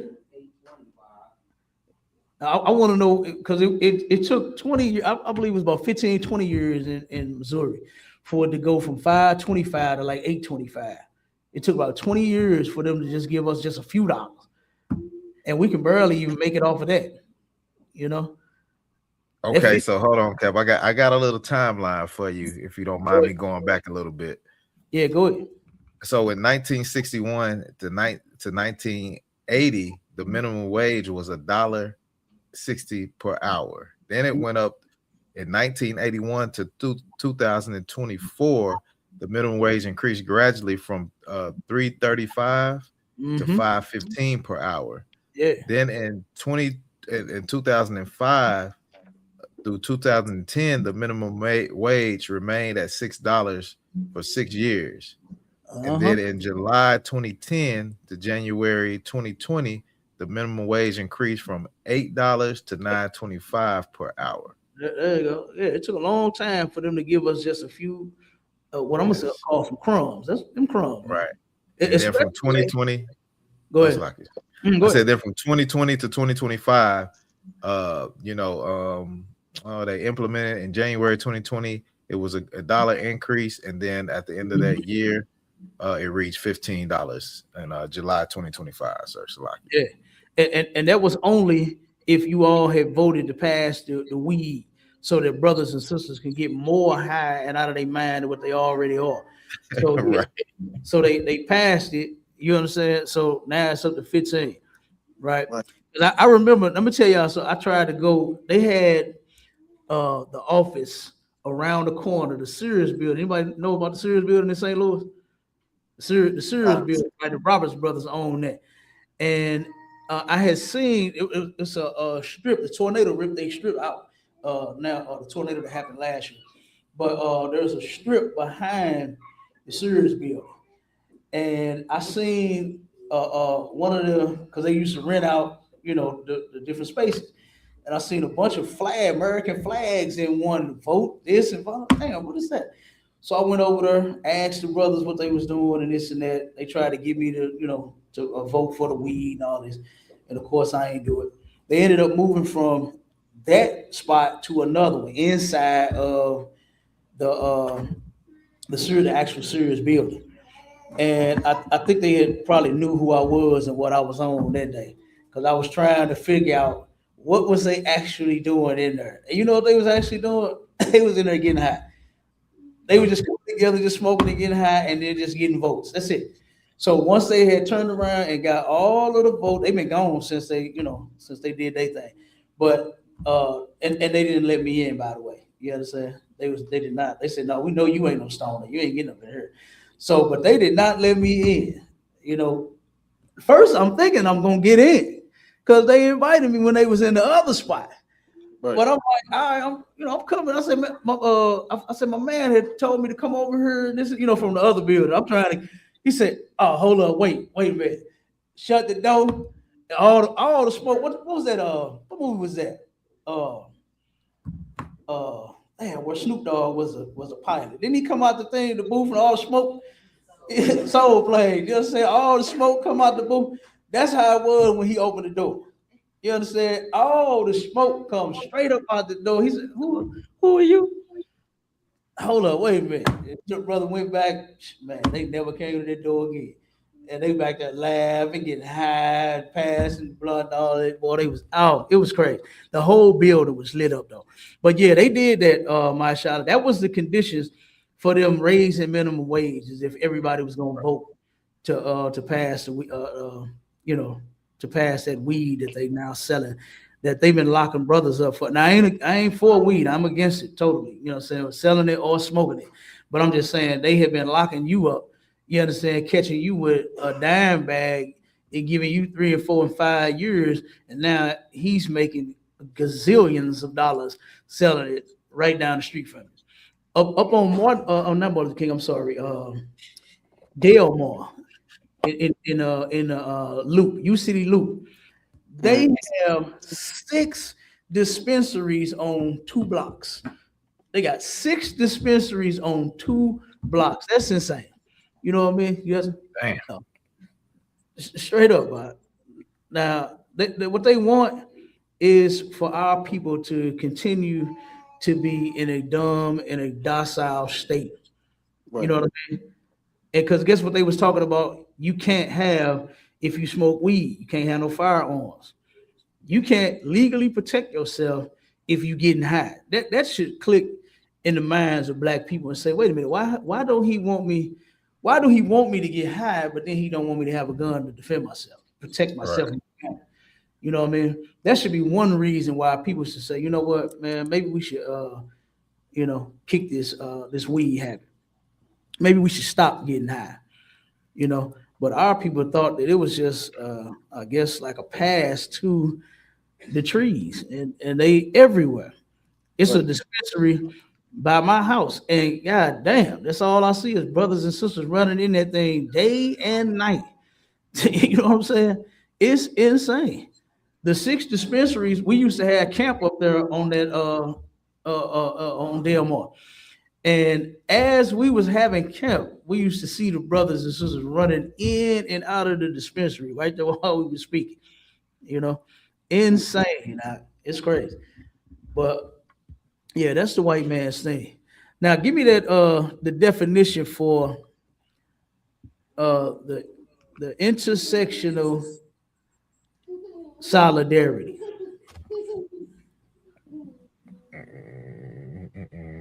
Come on. It's at the end. I got you. I got you. Yeah, I got you. Hold on 1 second. All right, it says intersexual solidarity is the practice of diverse groups standing united to fight systematic inequalities. Stop right there for 1 second. What is the white man going through systematically? What system is oppressing him? Right. What is he going through to where you got to go and stand side by side with him? All because a few. And let me tell you something. No murder should happen nowhere. No, everybody has the right to live, right? Nobody should be getting murdered by nobody. But when white people go and kill their own people, why do you feel the need to take yourself over there with them and join their protest? Like it just makes no sense to me. So here they are organizing. And like I said, this is all due to Martin Luther King, that dream that he said he had, that he then ended up saying that I feel like I have integrated my people into a burning house. Now, if he had done the right thing the whole time, why would he say something like that? Why would he think? And do you remember on that discussion that we had, Mashallah, when both DMG and his sister Light has said that he realized that he made a mistake? You are playing with people's lives, man. You don't have the opportunity to make a mistake. You're supposed to know what you're doing from the gate. Right. You know what I mean? And I'm gonna tell you something. That whole thing that he did was totally wrong.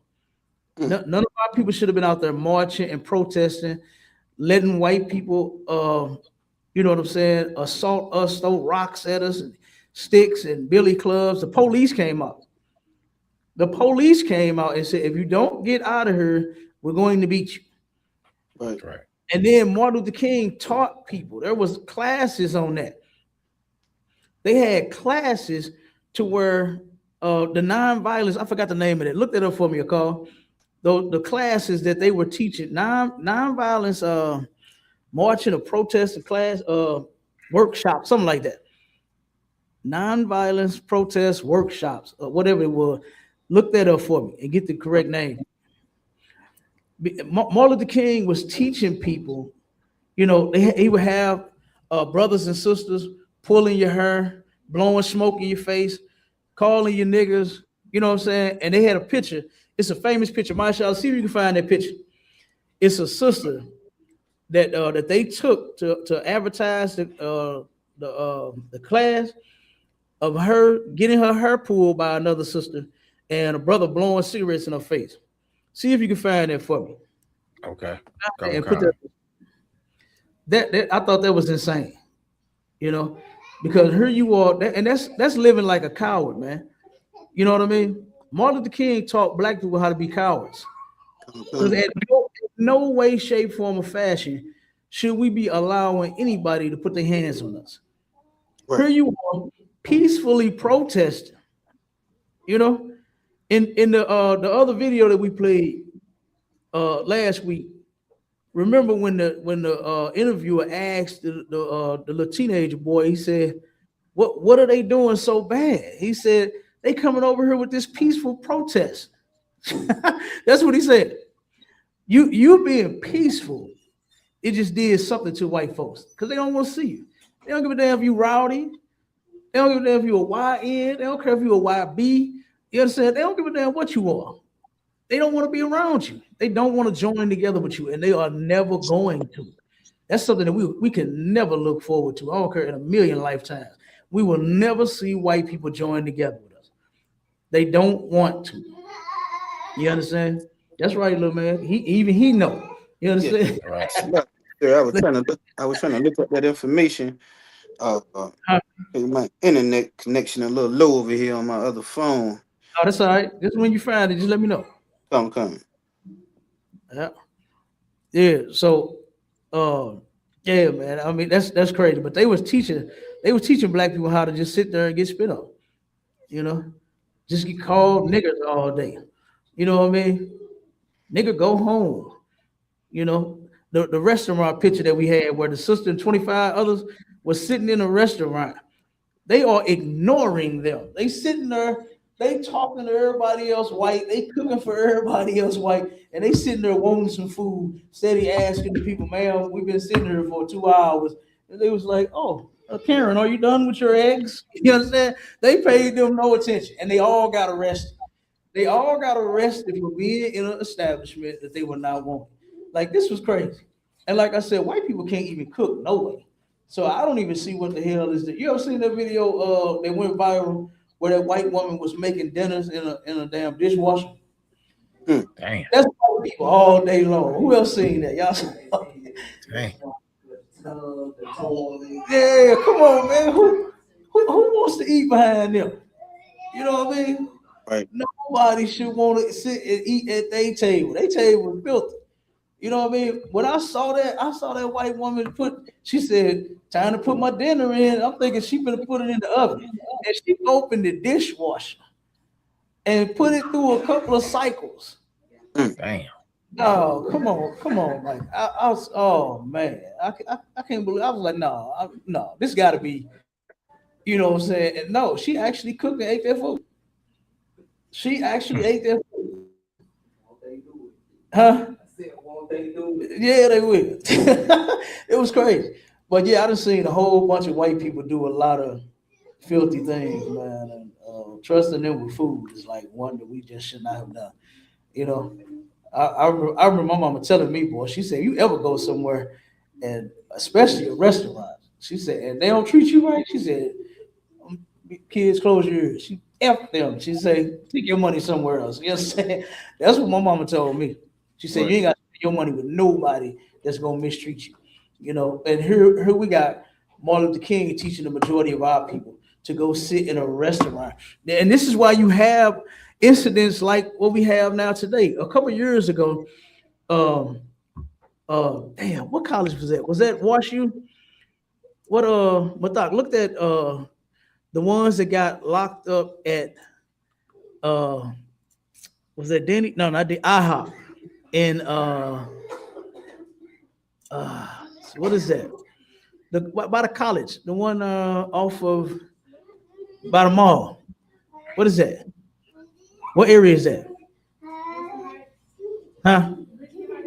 It might be. But the college on Forest Park. What is that? Forest Park and WashU. Okay, it was several students went to there you go. That's their picture right there. That's it right there.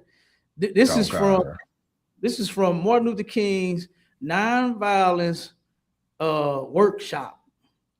This is one of his workshops where you got the sister pulling her hair. She's sitting there at the acting like she's at the library reading the book, and she's pulling her hair and got the other one blowing smoke in her face. That's what white folks used to do to us. You understand? To run us out of their establishment. Damn. So that's the picture I wanted right there. That's the one right there. That's a lot. If I could, sir, the caption, I mean, the description of this thing is crazy. It says young girl being trained not to react to smoke blown in her face. Yeah. Look, Salaki, I'm gonna slap you. You understand? You blowing smoke in my face. You can't. Right. You're not supposed to do that to people, man. You understand? You are actually assaulting someone. You can't even tell a person what you gonna do. That's assault too. Right. You understand? Yeah. If somebody run up in your face and say, "What you gonna do?" They are assaulting you. They're attacking you, and you have the right to defend yourself. And let me tell you something. I'm going to feel like you're threatening me, and I'm going to defend myself however the hell I see fit. You understand? So I'm telling you, that's one thing that I'm not bargaining with. My masculinity means a lot to me. You understand? Right. It really does. Me being a man, I just can't do it, man. Right. I wouldn't have been able to make it back then. You know, I guess that's why I wasn't born in that time. I have been able to let nobody blow no smoke in my face, to pour eggs on top of I'm trying to eat them eggs, and you gonna pour them on my head. You understand? I can't do it. Yes, sir. Go ahead. Yeah, that just go to show, you know what I mean? Like as far as leadership, you know, the black leadership, you know, I'm being so, you know, important, man, because you got the blind leading the blind, you know what I mean? Even when I was, you know, reading in the book of Kings, you know what I'm saying? Every time we had righteous leaders, the people would be righteous. Every time we had wicked leaders, you know, they would turn wicked. That's why it's so important, you know, to watch, you know, who you follow. A lot of our people getting into these leadership roles and dealing with the, you know, political leaders and things of that nature. They getting funding and all of this, but it's like it's still a lot of stuff they don't got right. That's why you might hear stories about them. They done got caught with, you know, tax invasions, or they done caught them in a room, you know, with some sex scandal and all of these, you know, different types of things. You know what I mean? Because, you know, if you're gonna join a revolution or be right, you know. And you know they don't know the Bible. They go to church, but they don't know the Bible, because the Bible tell you, you know, before we even really get into this thing, we got to make sure we right. We got to clean ourselves up. You know, the Bible give you a clear blueprint. Like even what you were saying, you know, with your masculinity, Christ told the disciples, you know what I'm saying, you know, sell everything you got and get a sword. Yeah, you're right. And you know, the Lord is a man of war and all of these different types of things. But you go to church, you know, they're telling you to turn the other cheek, you know, which they don't even got that interpretation of the Bible right. You know, got Dr. King teaching them, like you say, holding a workshop on how to be a coward, you know, and not that how you gristle, then come back later hollering about you done led your people into a burning house. Right. You know, that's a fact. And then turn the other cheek don't mean let somebody punch you and then let them punch you again. That's not what that means. That's just speaking on forgiveness.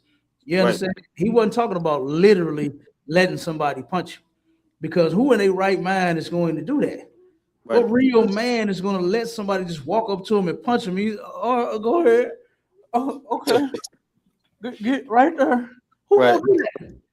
You know what I'm saying? No, it's gonna. What y'all say now? What the young folks say? It's up. Ain't that what they go? It's gonna be up. You understand? It's gonna be up. You hit me. Yeah, hopefully you go down, because I'm gonna try to make sure. You understand? Look, that's what the range is for. You understand? Right. I'm gonna make sure you go down before you put your hands on me. Right. I ain't. Yeah. I think you dropped off again. I don't know if that was me. Yeah, like he froze up. Yeah, it looked like you froze up, Cap. I can hear you on TikTok. There All you right, go. I'm back out. I keep All look. right, That was me that did. I got my phone on the dog on the laptop, and okay. I keep doing it. It's a lot. That's me doing that. Yeah, right, sir. All right, hold on a minute. There you go. Okay. Yeah. So no, man. And we're gonna show you that Martin Luther King absolutely was not a man of God. That he did not know what the hell he was talking about at all.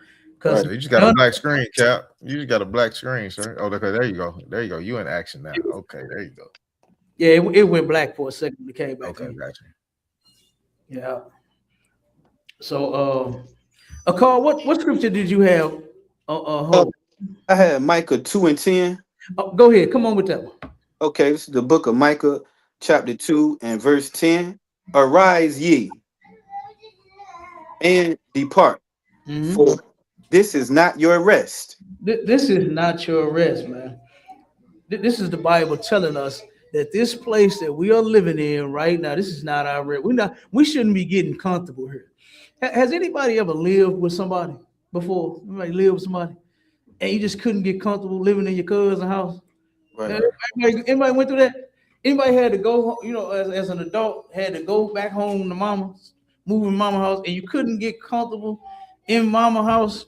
You understand? That's that feeling. This is what the Bible is telling you, not to get comfortable here, because this ain't your home. You live with somebody else, as we can see, and we live with the worst people that was ever to live on the planet. You understand? We live with the absolute worst people ever. Okay. So the scripture is saying, don't get comfortable here. Was that it on that? Oh, live, sir. Because it is polluted. This place is polluted. And what is this place polluted with? Christianity, Islam, homosexuality, weed, crack, meth, fentanyl. What's this? That's the new one, ain't it? Fentanyl. Oh my God. Yeah. Hey, they going fentanyl crazy back home in St. Louis. You understand? So to the point to where they started passing out the Narcan. I had people that came to a bunch of our food drives and just saying, "Here, you know anybody need it, man? Here's Narcan." Right. You know what I mean? Hey, and boy, I'm talking about they own that fentanyl like crazy back in St. Louis. You know, so many children have died in St. Louis due to their mothers and fathers, you know what I'm saying, getting high with that fentanyl and them touching it. They done passed out. It was a sister that just recently she was high on that fentanyl, passed out, left the baby in the bed with her while she getting high, and the baby got a hold to it, and she woke up and the baby was gone. I mean, so this place is polluted. You understand? With its delicacies, its choices of meat. You understand? It's fine cuts of pork and ham and hocks and chitterlings. You understand? All of that. This place is totally polluted. This place is totally wrong for us. All of they shrimps and they crab fit. Brother, do you know that when COVID-19 hit, a lot of restaurants in St. Louis started closing? But a whole bunch of crab, I want to say at least 10 to maybe 15. 10, 15 crab joints opened up in the middle of all the restaurants closing. And guess what? They still open to this day. They still rolling. You understand? I used to see people going in and out of this one by the Sears building. It was one right behind the Sears building in that strip mall that got destroyed by the tornado. And I used to see brothers and sisters coming out of there with whole pans. You understand? Whole pans of crab. I said, God damn. You know? But this place is polluted, man. This place is all wrong for us. You understand? And what we got to do is we got to get back to God's laws, statutes, and commandments. This place is destroying us, and we don't even see it. Right. We don't even understand it because we actually like it this way. We like firing up, getting high. You like being drugged out of your damn mind. Right. So you like the suppression. They actually like it. Mm-hmm. You understand? A lot of people like being oppressed, but not me. You understand? The Bible says oppression maketh a wise man angry. Right. And these wise men in the ISUPK said enough of that. You understand? And we done got out of the world and we done came into the truth and we done actually started serving the Lord. That's right. We actually start keeping all of God's laws, statutes, and commandments. Those laws that the church tell you that you don't need no more. I done talked to a ton of preachers, and I remember one telling me, "Man, the Old Testament, you don't need that no more. It's just a good book of old stories. That's all that is. That's all that was to the preacher." And that's where your meat and your potatoes is at. That's where you find all of God's laws. You know what I'm saying? In that Old Testament. You know, so he was telling folks, it ain't nothing. It's just a good old story. That's all. You don't need that book. That's what he said. And how many of them live their life that way? How many of them actually throw the Bible in the trash? I done had so many debates with them to where eventually they'll tell me, man, King James was gay anyway. I done had a lot of Christians first defending the book that they claim that they live by. They going in for white Jesus. You understand? But then eventually when they see they couldn't win that argument, they say, man, hey, King James was gay. You ever heard that? Y'all heard that, Carl? Oh, yeah, I heard that. Come on, sir. You know, we hear that all the time. All the time. Insane. Finish it up, Carl. You go to this next one. It shall destroy you. Mm-hmm. This place is destroying it. 1 second. Look at the statistics since we have integrated with America. You understand? Since we joined them, look at the numbers. Look at how many black businesses is here in Carbondale. You can count them on both hands. Good, doggone that. Huh? Dang, and I drove past 1,000 of them getting there. You know what I mean? And you said you can count them on your hand. Dang. Ain't that many? During the time of like PPP and the SBA loans, yeah. Some hopped up and we had some in the They closed, huh? They closed right after that. Why? Because we don't patronize each other. We don't go to each other's businesses. That's the whole point of Martin Luther King, what he was pushing, was to get you to go to the white establishment. Why are we forcing them to, to take our money and to service us? You know what I mean? And like I was saying with that incident, with those college students at Wash U, what they did was they went to an IHOP, right? They was whatever they was doing in the day had ended, and they wanted to eat. They was hungry, right? And you know us, we can throw down on some good food, right? So they wanted some pancakes, you understand? And they went to IHOP, and they all sat there, they ate, and they paid for their food. I don't know if it was a manager, somebody yelled, they didn't pay when they had just paid. They called the police on them 9 brothers and sisters. The police did them like what they would do back in the day when they was on horses. When they would catch us, they walked them back to, they had a whole line. It was about 10 police cars. And they told them with guns pointed on them, telling them walk back to that IHOP. We finna figure this out right here. They did a lineup in the IHOP. Mind you, they showed the police the receipts. Every last one of them pulled receipts out of their pocket and said, I just paid. All you got to do is look at the receipt and see, was it, okay, wait a minute, it's 2 o'clock. Yeah, okay. Today the 29th? Oh, okay, yeah, you did. And hand them their receipt. You ain't just getting no receipt if you ain't paid for nothing. You understand? You ain't that cold where you can go back there and ring your food up. You understand? You might be doing all kind of boots, and you might be able to grab some clothes, but you ain't grabbing no receipt from no register. You understand? You ain't doing that. But they actually had the receipt, showed it to the police. The police weren't satisfied, but they said, go back to that IHOP and walk them back, pointing guns on with a trail of cops, humiliating these brothers and sisters, and then made them do a lineup in the damn IHOP while everybody's sitting there eating. They say, oh, yeah, turn around. Yeah, you step forward. like they had committed a crime when they didn't. And they had their receipts. They paid for their food. And guess what? We still get treated like criminals. You understand? Even when we show proof that no, whoever just called you lied to you because here's my receipt. And they said, nope, go back to IHOP. And that's how, I mean, did integration work? Do anybody think integration worked here? Did anybody? Y'all ain't gotta be afraid to answer. Y'all know. You don't think it worked? You know, the brother, he don't think it worked. You don't think, no. I know you don't think no, you don't think it worked. You understand? It didn't. It didn't, because look at how we still get treated. You know, the first so-called black president, Barack Obama, which is not, he's not a black man, he's an African, right? But you know, they got on live TV and called him a nigga, right? That white woman called him a nigga. And what happened about it? Nothing. Nothing. The mayor, not what was that sister name? God dog it.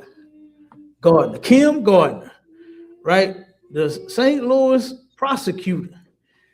She turned around and she did not prosecute thousands of brothers and sisters.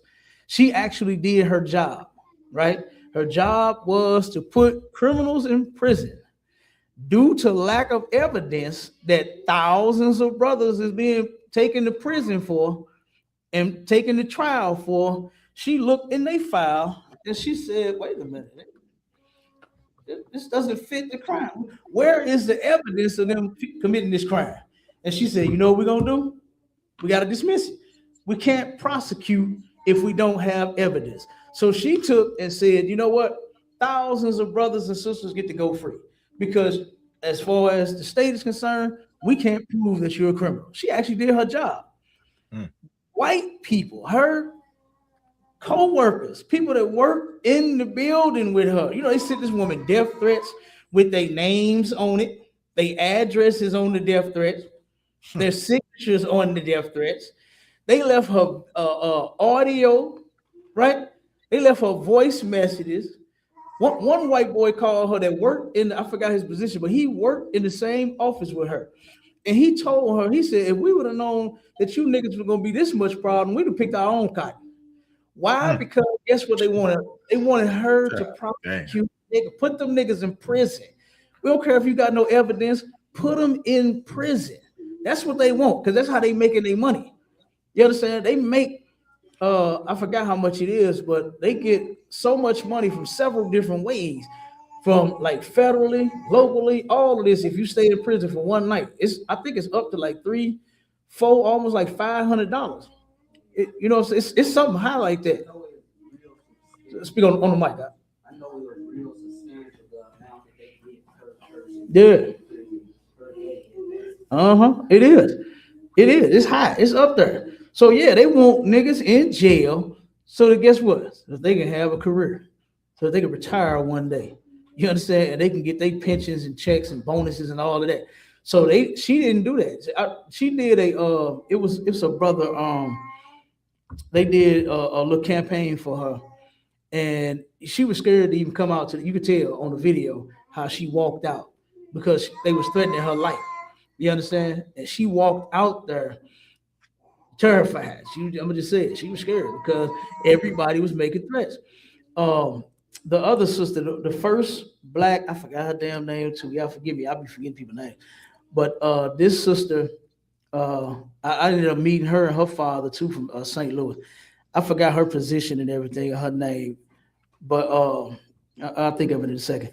But this sister, she got death threats and all of that. From look this up for me. That sister that damn, what was her position? The new not comptroller. She was the first black woman, whatever this position was that she got. And she was getting threatened from a white woman that worked right down the hall from her. And she told her, nigga, you better not come in this office tomorrow. And guess what she ended up doing? She moved out of the office. She moved out of the office. Integration didn't work because you can't even work with these people and not get threatened by you. One of my contracts, it was a brother working at his station. a white boy comes out of nowhere, smack his coffee off the table, and tell him, nigga, what you gonna do about it? The brother say, man, I'll beat you already know how we get, right? Guess who they wrote up? They wrote up the brother. They wrote him up because he went berserk on everybody. Y'all remember the scene from Color Purple when old girl was driving Miss Daisy, Oak was driving Miss Daisy around, right? And everybody came out and she told her, she said, I'd like you to work for me. She said, hell no. You understand? Y'all remember that? And all the white folks came out there pointing at her to that one hitter with that pistol. That's how they did that, brother. Every white person that worked there, from the supervisors, the managers, the shift leaders, everybody came at the brother when he was the one that got it. He was working. He was standing there working, and the white boy smacked his coffee off his desk and threatened him. And then everybody come attack him instead of getting this hillbilly. I don't recall the Constitution being updated. What they need to update it for? So that's what I'm saying. We still counted as 3/5. Yeah. Counted as the whole person. Yeah, absolutely. You get her name? That's why we still get treated like how we do. The Most High has to come. He has to. Yeah. They not gonna stop until They ain't gonna stop. And they ain't gonna never consider us as equal. They don't give a damn what they pass in law. It's something else that they did. They often pass a lot of laws and do not go by them laws. In Ferguson, right? Y'all heard of Ferguson back in St. Louis? Ferguson, the majority of black people live in Ferguson. Ferguson, in the city of Ferguson, black people will have less drugs, commit less crimes, but get pulled over and harassed and locked up the most, right? They already said it. White people have more drugs. This is statistically proven in the city of Ferguson. That's where Michael Brown got killed at, by the way, by that white cop. But white people, they have more drugs, commit more crimes, and they don't even bother them. But the black people in Ferguson is going through hell, right? They turned around, and it was the sister that went advocating for them to pass some kind of law so that they would stop harassing black folks, right? So they took this law and they said, okay, this is what they did. They said instead of them just having their official police report, they have to fill out a separate report outside of this, the regular report that they already have to fill out. They did it for 30 days or less, and then said, to hell with that. We not doing it no more. So the sister having to go back and try to fight them again to make them, they're not going to do it. White police is not going to do it. They're not.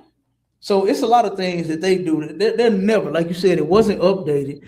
It don't say that black people are created equal as well as them, because that we was on slave plantations at that time when that Constitution was written. You know what I mean? We was picking cotton, getting our backs.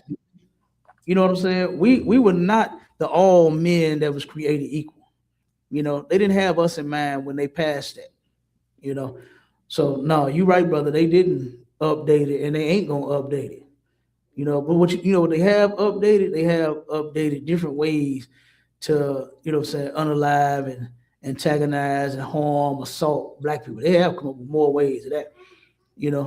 Child support, low income, everything. What they say when they pull you over, everything can and will be used against you in the court of law. In the United States of America, they can and they do use everything against us. You understand? They tore our families up. You understand? With like I was mentioning earlier, how those brothers in the black community, I think that was in Mississippi too. Wasn't that Mississippi, Marshall? What's that, sir? Video where that community came together. Yeah, Comic-Con, that was Mississippi. I think it was like 1938, sir. 1938. What they was doing was they were all cooking. A community, everybody came together and was cooking food, storing it for a family of 5 to eat for a year. Everybody had food. Wasn't nobody starving around there, right? And like I said, look at now. Look at how we are now. It's like every man for themselves. When at one point we all was together. You know what I mean? But because of us wanting to join them, now we ain't hardly got nothing. We'll see a brother or a sister beg, and what's the first thing that we think that somebody beg when they black? What do we think? Somebody give me the answer. When we see a black man or a black woman, huh? That's one of them. But what's the first thing, the main thing that we think? What's the main thing? Somebody get to when you see a black man or somebody trying to get drugs, they're crackhead. You know what I'm saying? That's what we think. We think that this person is begging us as a crackhead. So what does that make us do? You refuse to give a crackhead some money, right? But then when you see white people begging, what you do? What do they do? You look like you don't give, you look like you don't give none of them nothing. So I definitely wasn't talking to you. But I'm saying, what usually happens when black people, the same ones that they call the person, the poor brother or sister that's big and a crackhead and refuse to give them a quarter, what do they do when they see the white people? They go in their pocket. They go in their pocket. I had it bad though. I wasn't giving white folks nothing. I heard you. You know what I'm saying? It's not right for us to treat them wrong just because they're white. And initially, that's what was the base ground and why I was doing that. Because y'all white. But I'm like, if I got it, I'm going to be wrong if I don't tell you whether you're white or whatever. So I didn't help them. Yeah, and that was the first time in like, Lord knows how wrong. For real, but this just happened like a couple weeks ago, and I was like, he had to call me a few times before I opened my car door, was gonna get back in, and he was like, excuse me, man. So I just stopped and was like, what's up? Said, I need a cold fountain drink because I had 2 years this month. I got $2. I heard you. I mean, ain't nothing wrong with giving, you know what I'm saying, poor white trash a fountain drink. Ain't nothing wrong with that. You know what I'm saying? It ain't unlawful. You know what I'm saying? But here's the thing, though. The mindset is what I'm speaking on. Is when you see your people, you immediately think, you're a goddamn crackhead. You just trying to buy some dope. You know what I mean? Look, I done had some people be honest with me. You know what I'm saying? They be like, hey, brother, I'm just trying to get a bird. I said, oh, shit, come have a drink with me then. You know what I'm saying? Take the 6-pack with you. I done did that several times at our school. We got a little a bar. Is it bar? No, it ain't a bar and grill, but we got it's a bar. It's a chicken wing joint, and let me see. Yeah, the bar, the chicken. Yeah, okay. Yeah, it's a little. They do like poetry and stuff like that in there. You know what I'm saying? They have little events and all that. So I done took several people. Me and the brothers then went to the bar several different times because we had them begging. I had one with a gas can. He was like, man, I said, bro, you need gas? He was like, bro, I ain't gonna lie, man, I'm trying to get a bird. You know what I'm saying? And we took the brother and his gas can over in the bar with us, and we, you know what I'm saying, then had a couple drinks. So, but that's the mindset. The first thing is that when we see our people begging, we immediately think this is a crackhead. You know what I'm saying? But then when we see white people, we're thinking, oh man, he's down on his luck. You know, the media do that. Whenever a black person do something, it's, oh man, he was Michael Brown, for instance, right? Michael Brown was unalived by a murderous cop, white cop. They turned around and switched that whole thing. Said he was selling drugs, he was evil, he all this. When at that moment he was innocent. Nobody knows what he was doing any other time of the day. But at that moment, he was walking home from the store, and he ended up not making it. He got unalived in the middle of the street. So, but when a white person does something, oh, he has problems. He has mental issues. You understand? There's something wrong at home. His dad, they got all these excuses, but us, they don't have those excuses for us. I'm gonna tell you something else, and then we're gonna read these few scriptures and get out of there. It was an advocating for 12 young brothers, right? They had committed crimes. They had, murders and thefts and all kinds of stuff. And this advocate was in there saying that these children committed these crimes. They actually went into the homes, found out that the mother was on drugs, the father wasn't in their life, whatever horrible situation. Y'all know, you know what I'm saying, what a lot of our people grow up in. Whatever horrible situation it was, they found this out. And they presented all of this information to the judge. You know what that white judge told them? They said, oh, that's no excuse. They shouldn't have committed those crimes. They didn't look at the fact that this brother's mother was selling a body and, you know, bringing men in the house. They didn't got molested and all this kind of stuff. They didn't care about none of that. That white judge said that they should not have been committing those crimes. But anytime a white person committed crime, go blow up a school, go unalive innocent little children, right? They say, oh, we're going to look into his background. We're going to see where he went wrong at. That's what they say, you know, said about them. But they don't do that for us. You know, they throw the book at us instantly. Like, and some of those kids was 12, 13, 14. They was teenagers, you know, and they didn't get a pass because they had a horrible life. They didn't look into their history and how they were brought up to see where they went wrong at and try to help them. They said, oh, no, we charge them as adults. All of them. They charge all of them kids as adults for the crimes they committed. You know, even though that advocate went in there with the information saying this child is just is not like, you know, the world's greatest criminal. He had it hard. This is why. That white judge said, okay.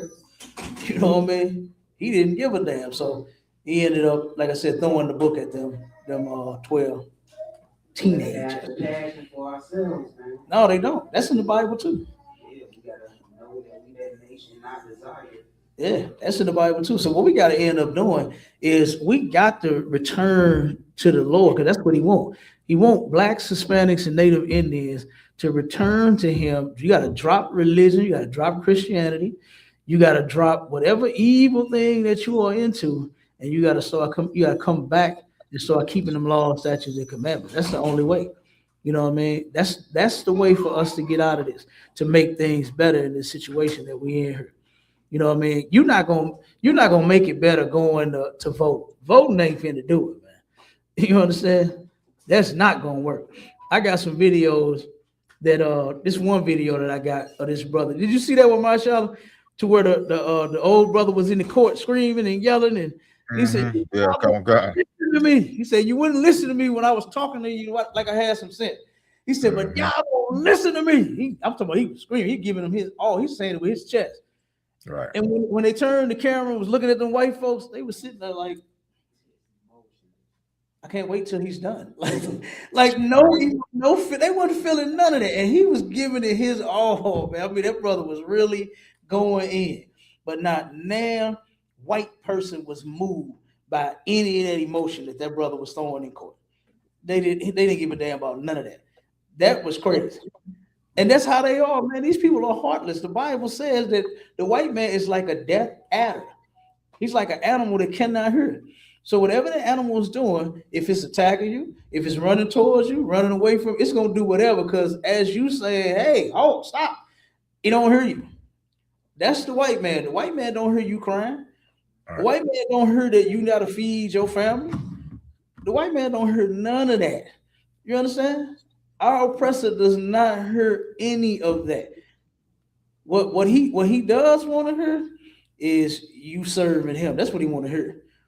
Because what did Donald Trump say? He don't want to hear niggas complaining no more. What is it called now? Black fatigue? Is that it? Where they getting tired? Yeah, black fatigue. Yeah, they getting tired of hearing us complain. You've been giving us something to complain about since we've been here.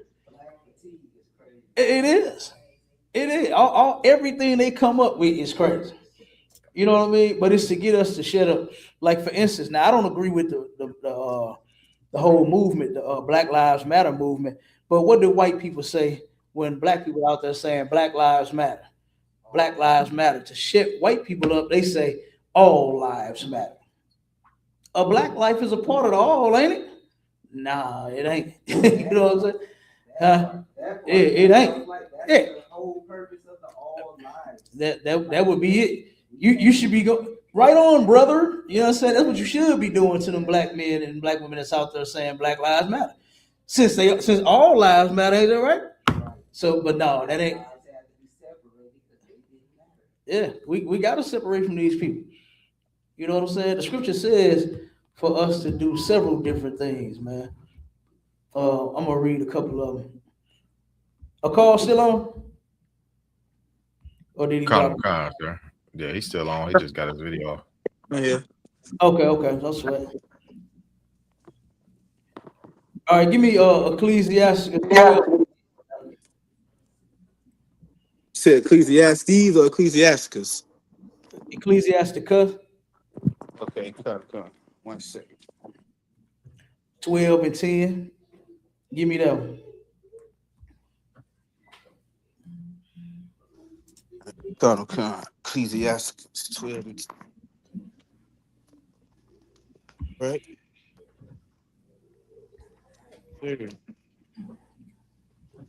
The book of Ecclesiasticus, chapter 12 and verse 10. Mm-hmm. Never trust thine enemy. Stop right there. Never trust thine enemy. The Captain Zoriak said all the time, let that sizzle in your spirit. Let that sit there for a second. See what that do. Never trust thine enemy. What were we taught in the 60s when Martin Luther King thought his movement was so great? We was taught to trust him. What advice did Charleston White give Carmelo Anthony family? He said to trust those all white jurors. He said, "Oh man, them white people gonna do right by your son. Don't worry about it." That's what he told them. We trust in the wrong people, but then when we look at each other, we don't trust in each other at all. You understand? We don't trust in each other at all, but we do trust them. We trust them with everything: our food, our jobs, our kids. You understand? At one point, we had our own schools that I would love to just send my children to just our schools, to where the teachers know how to deal with them. We know how to deal with black children. You understand?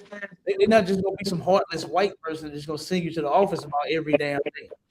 Right. You understand? Black people know how to, is he having a bad day? Oh, well, come here, sit over here with me. You understand? We know how to do our children, man. You know? So, like I said, as far as everything, restaurants, schools, hell, car washes. You understand? Guess what? We need to bring them back to the black community. But they done took all. Look, St. Louis ain't got no more car wash. Is it any car washes in St. Louis? But is it any in St. Louis? Is there any car washes in St. Louis? I think it's no. I don't think it's none. I'm so like if I could, sir. Hand washing to where they, it's like two of them. It's like two in the hood, but they start taking the other ones out. The ones where you pull in the bay, they done wipe all of them out in the hood. So where now, if you want to get a bay, you got to go in the county. You got to go to the white. Like if I could, sir. Go ahead. I remember on the movies, Cap, they used to have the car washes going down. You know, they working at the car wash. Man, they was in there, man. It's like, man, that don't look too bad right there. Hey, you hear me? Now, like you say, we don't have none of that in our neighborhood. We ain't got none of that. Absolutely nothing. You know, and like I said, it's due to integration, man. It's into this intersectional, you understand, solidarity, to where here we are standing side by side with white folks, all because they going through something, which I believe is insane. You understand? That is insane. So, but get that scripture out. Khan, you want me to finish this one off? Yeah, Khan, finish it off. Khan, book of Ecclesiasticus, chapter 12 and verse 10. For light as iron rusteth, so is his wickedness. So is his wickedness. So the white man's wickedness run through. You know how rust do. Rust run all the way through. You see it on the outside of your car first before you see it on the inside. You understand? You'll see a spot where that paint start doing, bubbling up. You understand? You got some rust generating, and guess what? It run all the way through. Your enemy's rust, the white man is our enemy, and that rust run all the way through. And we were never supposed to join together with these people. Here, give me go to 2 Corinthians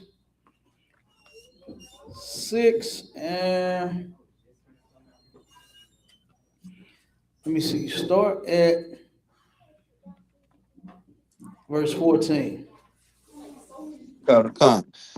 This is the book of 2 Corinthians, chapter 6, verse 14. Be ye not unequally yoked together with unbelievers. Keep going. For what fellowship have righteousness with unrighteousness? And what communion have light with darkness? Okay, so believe it or not, even though we got our own share of evil that we do, the Bible says that the righteous is talking about his chosen people. You understand? And what is righteousness and unrighteousness? What do we have? What do they have in common? Right? Nothing. You understand? What does peace and chaos have to do? You know what I'm saying? What they have in common? Nothing. You understand? You can keep going on with these comparisons to where you have one thing and you have another, right? You have love and then you have hate. Those ain't the same thing, right? These people that do not serve the Lord, we're not supposed to join together with them, right? Keep going.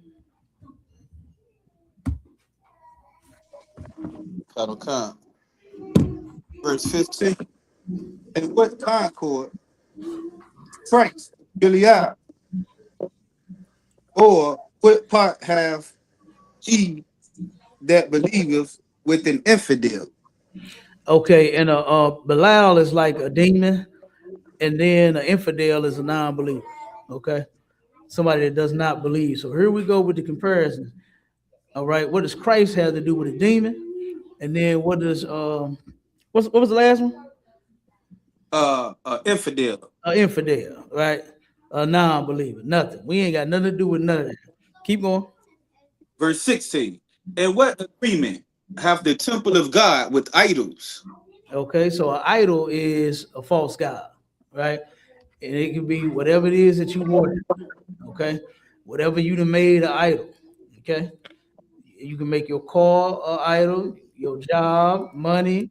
You understand? A lot of us worship money, make songs about it. Cash rules everything around. You understand? Now, ain't nothing wrong with getting no paper. Okay, I ain't saying that. Ain't nothing wrong with getting no money. So ain't nobody saying be broke. Okay, but just saying, you're not supposed to worship these things. Keep going. For ye are the temple of the living God. So we are the temple of the living God. So we're supposed to be living our lives one way while everybody else lives theirs another way. Okay. God gave blacks, Hispanics, and Native Indians his laws, statutes, and commandments for us to abide by. Not everybody. So he's only concerned and interested in you keeping them laws. So when you sin against him, like for instance, and just think about the white man is a big homosexual, right? And still he doesn't have more AIDS than what we do. You understand? Our people that's homosexuals and lesbian and whores and whoremongers, you understand? Guess what? We done top the chart when it comes to STD. In St. Louis, matter of fact, St. Louis made the STD capital. It was the murder capital for about 15 years in a row, and then it was the STD capital for damn near 10. And since I was a kid, y'all remember sex ed in class? Y'all ever had that? And you get it. Since sex ed, it was 2 zip codes in South St. Louis, 63118 and I think 116, that had more A's in the state of Missouri. And that was when I was a kid. I learned that in sex ed class when I was a child. Okay, that in all of the state, in them 2 zip codes on the south side of St. Louis, where our people were, had more AIDS than everybody in the state of Missouri. So I mean, this is insane. You know what I mean? This is insane. So we definitely got to turn around and come out of her. Keep going. It's about to get to it now. Go ahead. Watch the camera. Get a little man for me, though. Hey, little man, you can play, but just don't play with the camera, okay? Go ahead, Carl. God have said. We're gonna hold on. We're gonna have to put him on the camera. Little man want to be live. He want to be on the show. Come here, tell him, come here. Come here, little soldier. Let's put him on the camera with me. Who's side crack? Come on, you want to be on TV with me? Come on up here. No, he messing with my camera. Come on. All right, he up here. You gonna read? All right, you ready to go now? All right, you was on TV. You see yourself? Yeah. Go ahead, fish. God have said, I will dwell in them and walk in them, and I will be their God, and they shall be my people. So that's what the Lord is saying. If we turn back to him, we got to separate from them. And if we separate, come out from them, and he'll be our God, and then we'll be his people. You understand? All day long. Okay. So let me see. One more scripture, man. Come. Go to Matthew 5 and start at verse 17. Well, a few more, and then we'll get out of there. Come.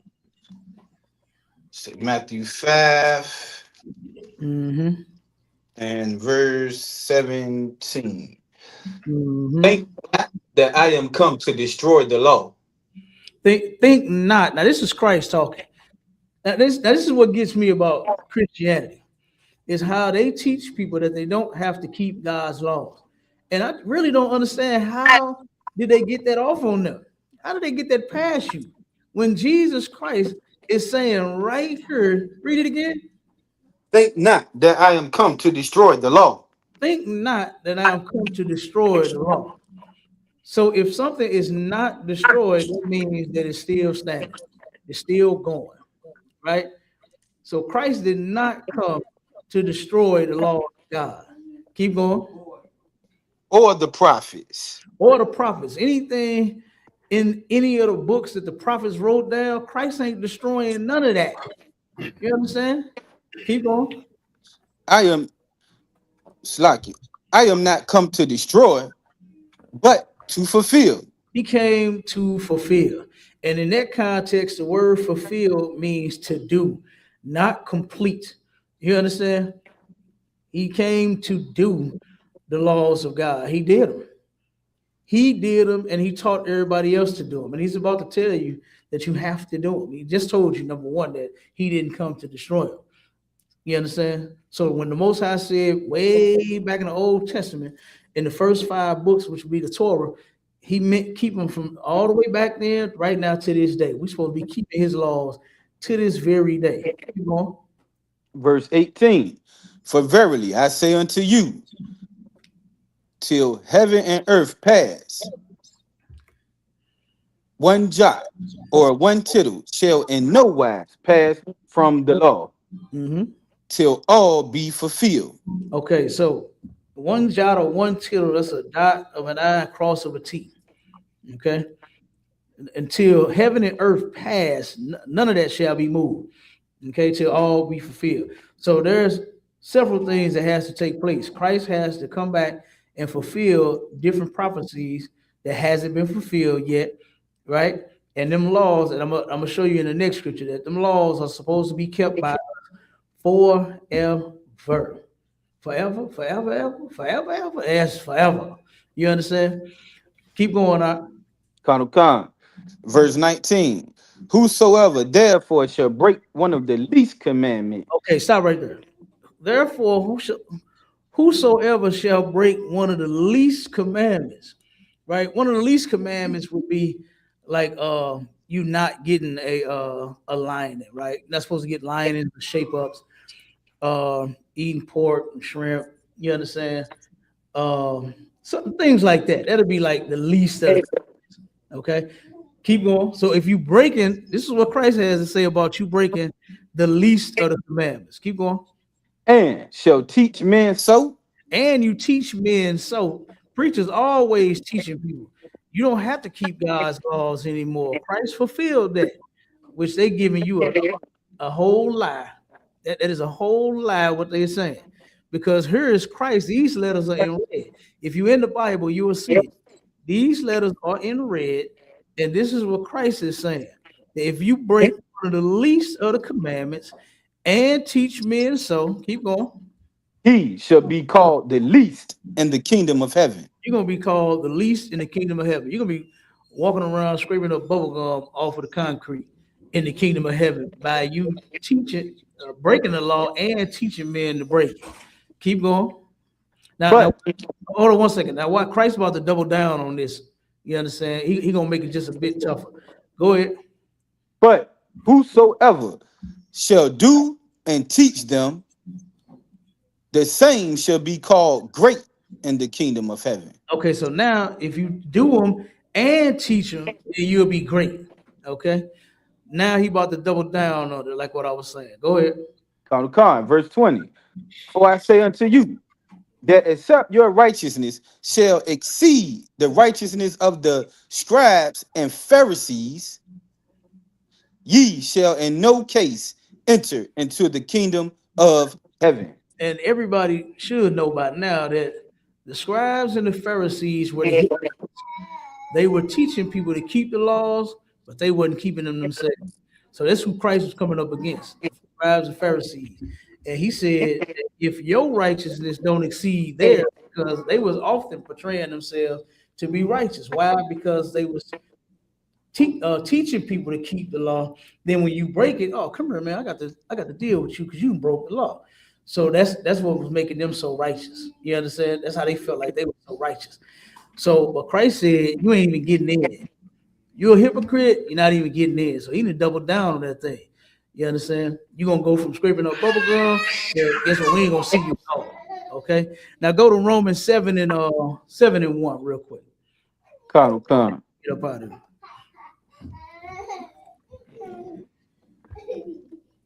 it. We got the book of Romans, chapter 7 and verse 1. Mm-hmm. Know ye not, brethren, for I speak to them that know the law.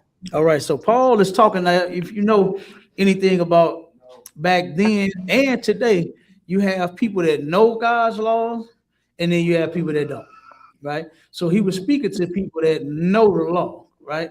Keep going. How that the law have dominion over a man as long as he liveth.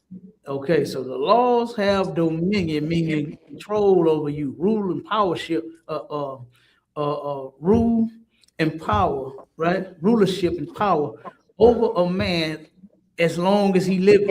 And this is in the New Testament. This ain't no because I remember another preacher told me a call that was a certain dispensation in time when we were supposed to keep the law. That's what he said.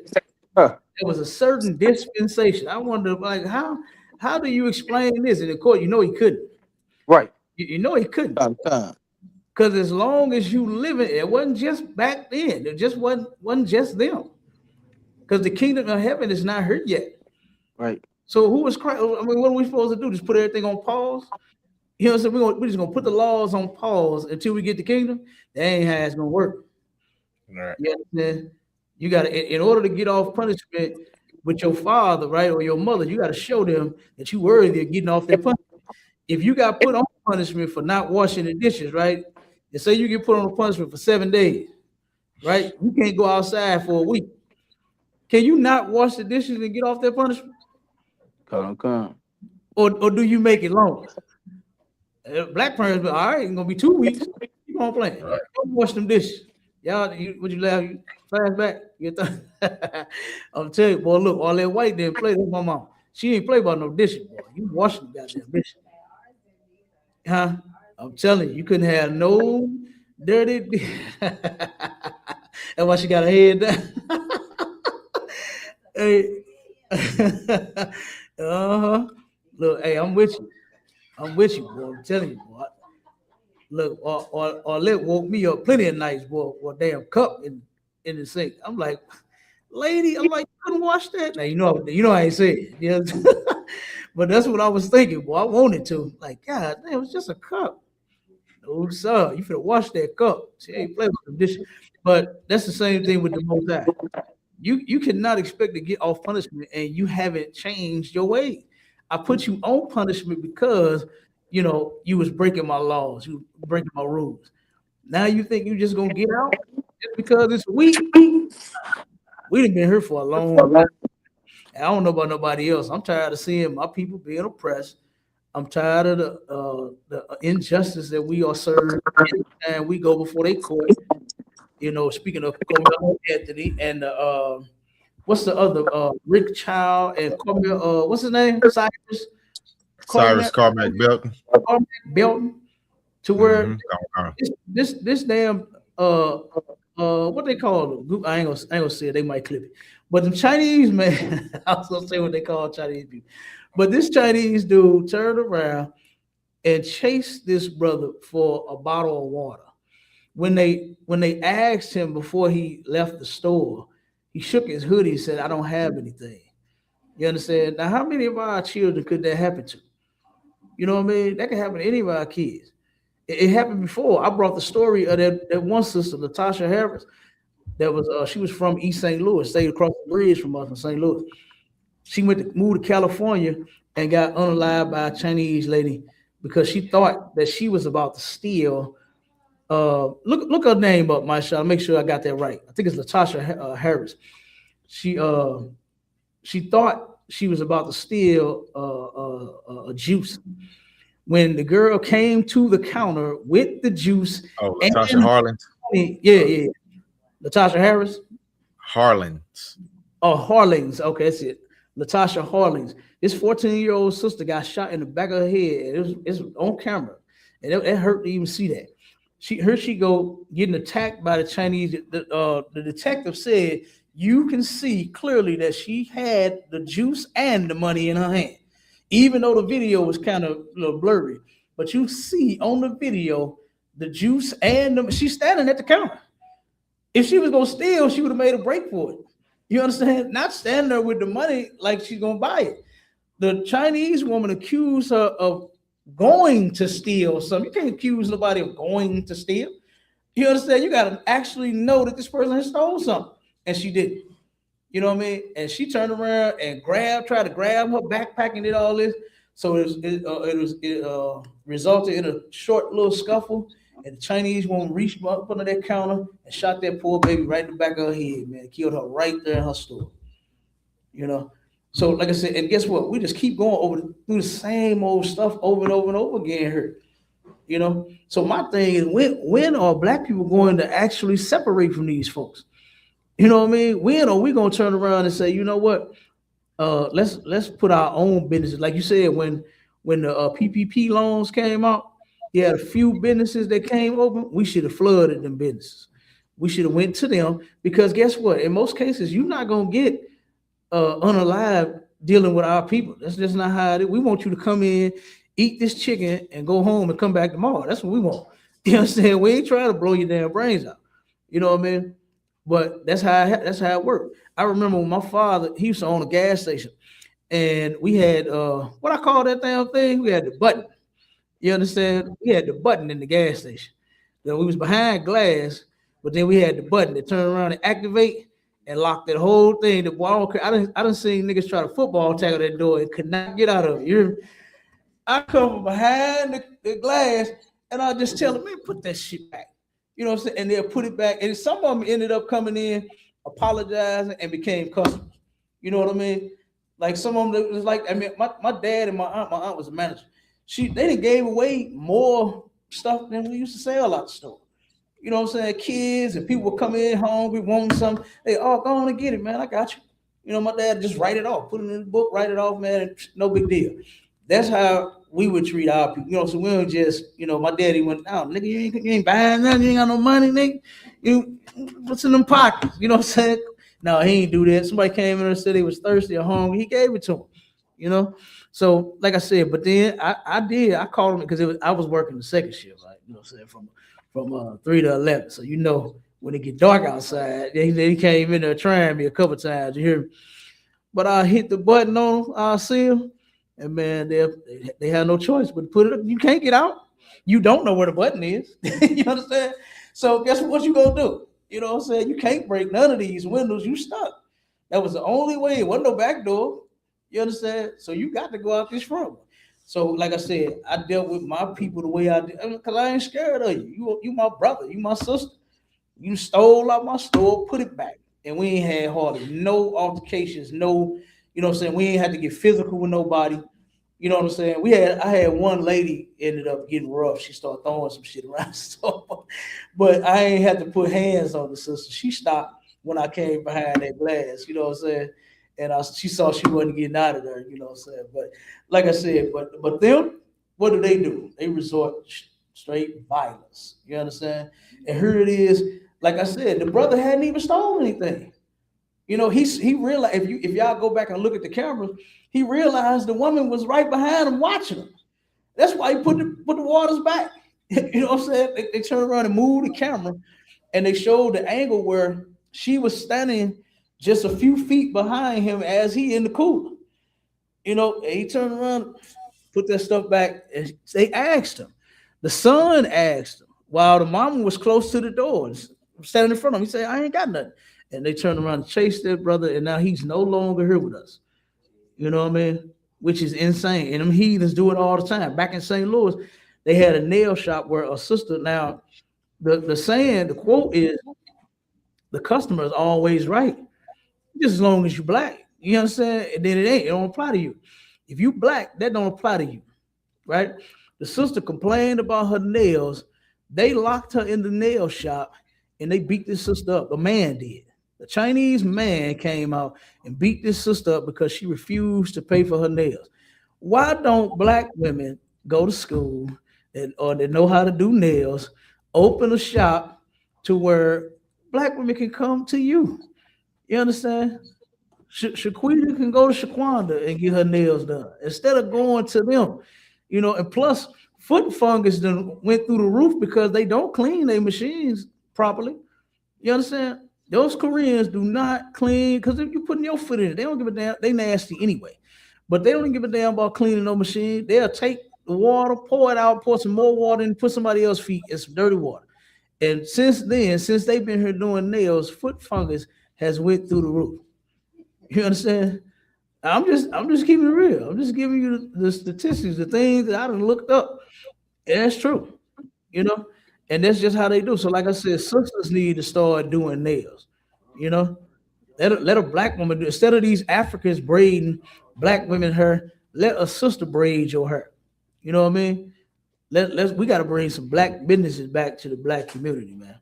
You know what I'm saying? But more important, where we got to start at is with our people returning to the Most High and keeping His laws, statutes, and commandments. That's first thing is first.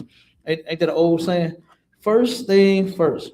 All right, and then we can start working on all that other stuff. What the Bible say that how can two walk together unless they be agreed? As y'all can see, we don't agree. You know what I'm saying? And that's by design. The white man made sure that none of us agree with each other. You know what I mean? He had back in slavery, he was the dark skin didn't agree with the light skin, even though we both the same niggas. They just treated you better because they was less scared of you. You know what I'm saying? Because you was lighter. But us, the black ones, oh no, they got to go in the field. You understand? We fear them. So they're going all the way in the field. We taking over tonight. You know what happened? I'm gonna have to look this story up again, but there was a ship that was taken over by some slaves, and they threw a bottle, put a note. You know, back then that's how they used to send note. They put a note in a bottle saying, "We the slaves took over the ship. Let us know when the coast is clear to come in." and they had a black woman found that damn bottle and took it to the white man, took it to the master, and turned around and they ambushed them brothers and sisters as they was getting off this shit. They thought they was finna get free, and they turned around and set them up. And they had some other slaves sitting there like, yeah, come on in, come on. They was like, oh, cool. And then as soon as they got off, they gunned them down, man. Yeah, I'm telling you. Yeah, we don't agree. Some brothers and sisters want to be free, some want to be slaves. You know what I mean? Even Harriet Tubman said that. She said, I freed thousands of people. She said, could have freed thousands more, only if they knew they were slaves. You know, a lot of them, I got a book, and I'm going to end with this. It's the memoirs of when I was a slave. And some of them stories in their book, they telling a story as if they was masters on shit. One dude said that. He said he thought he was one of master's damn sons. He thought he was one of the family. Yeah. Ain't that messed up, Marshall? He thought he was family. Like, come on, dude. You know, that's insane. But here they are. They raping and hanging and doing all of that to all of us. But then you think you special. You think you one of them. You know what I'm saying? But we're gonna go ahead and end with that, Marshall. I'm in okay, sir. Hey, the water for everybody. Let me thank you in Hebrew for having me, man. Carbondale, his brother Micah. You know what I'm saying? He just about did his 90 days. You know what I'm saying? And he'll be a trooper. He's gonna go from a young man to a trooper in the ISUPK under Commander General YAHANNA. You know what I mean? But I'm finna give me some of this chicken in them waffles now. Is some left?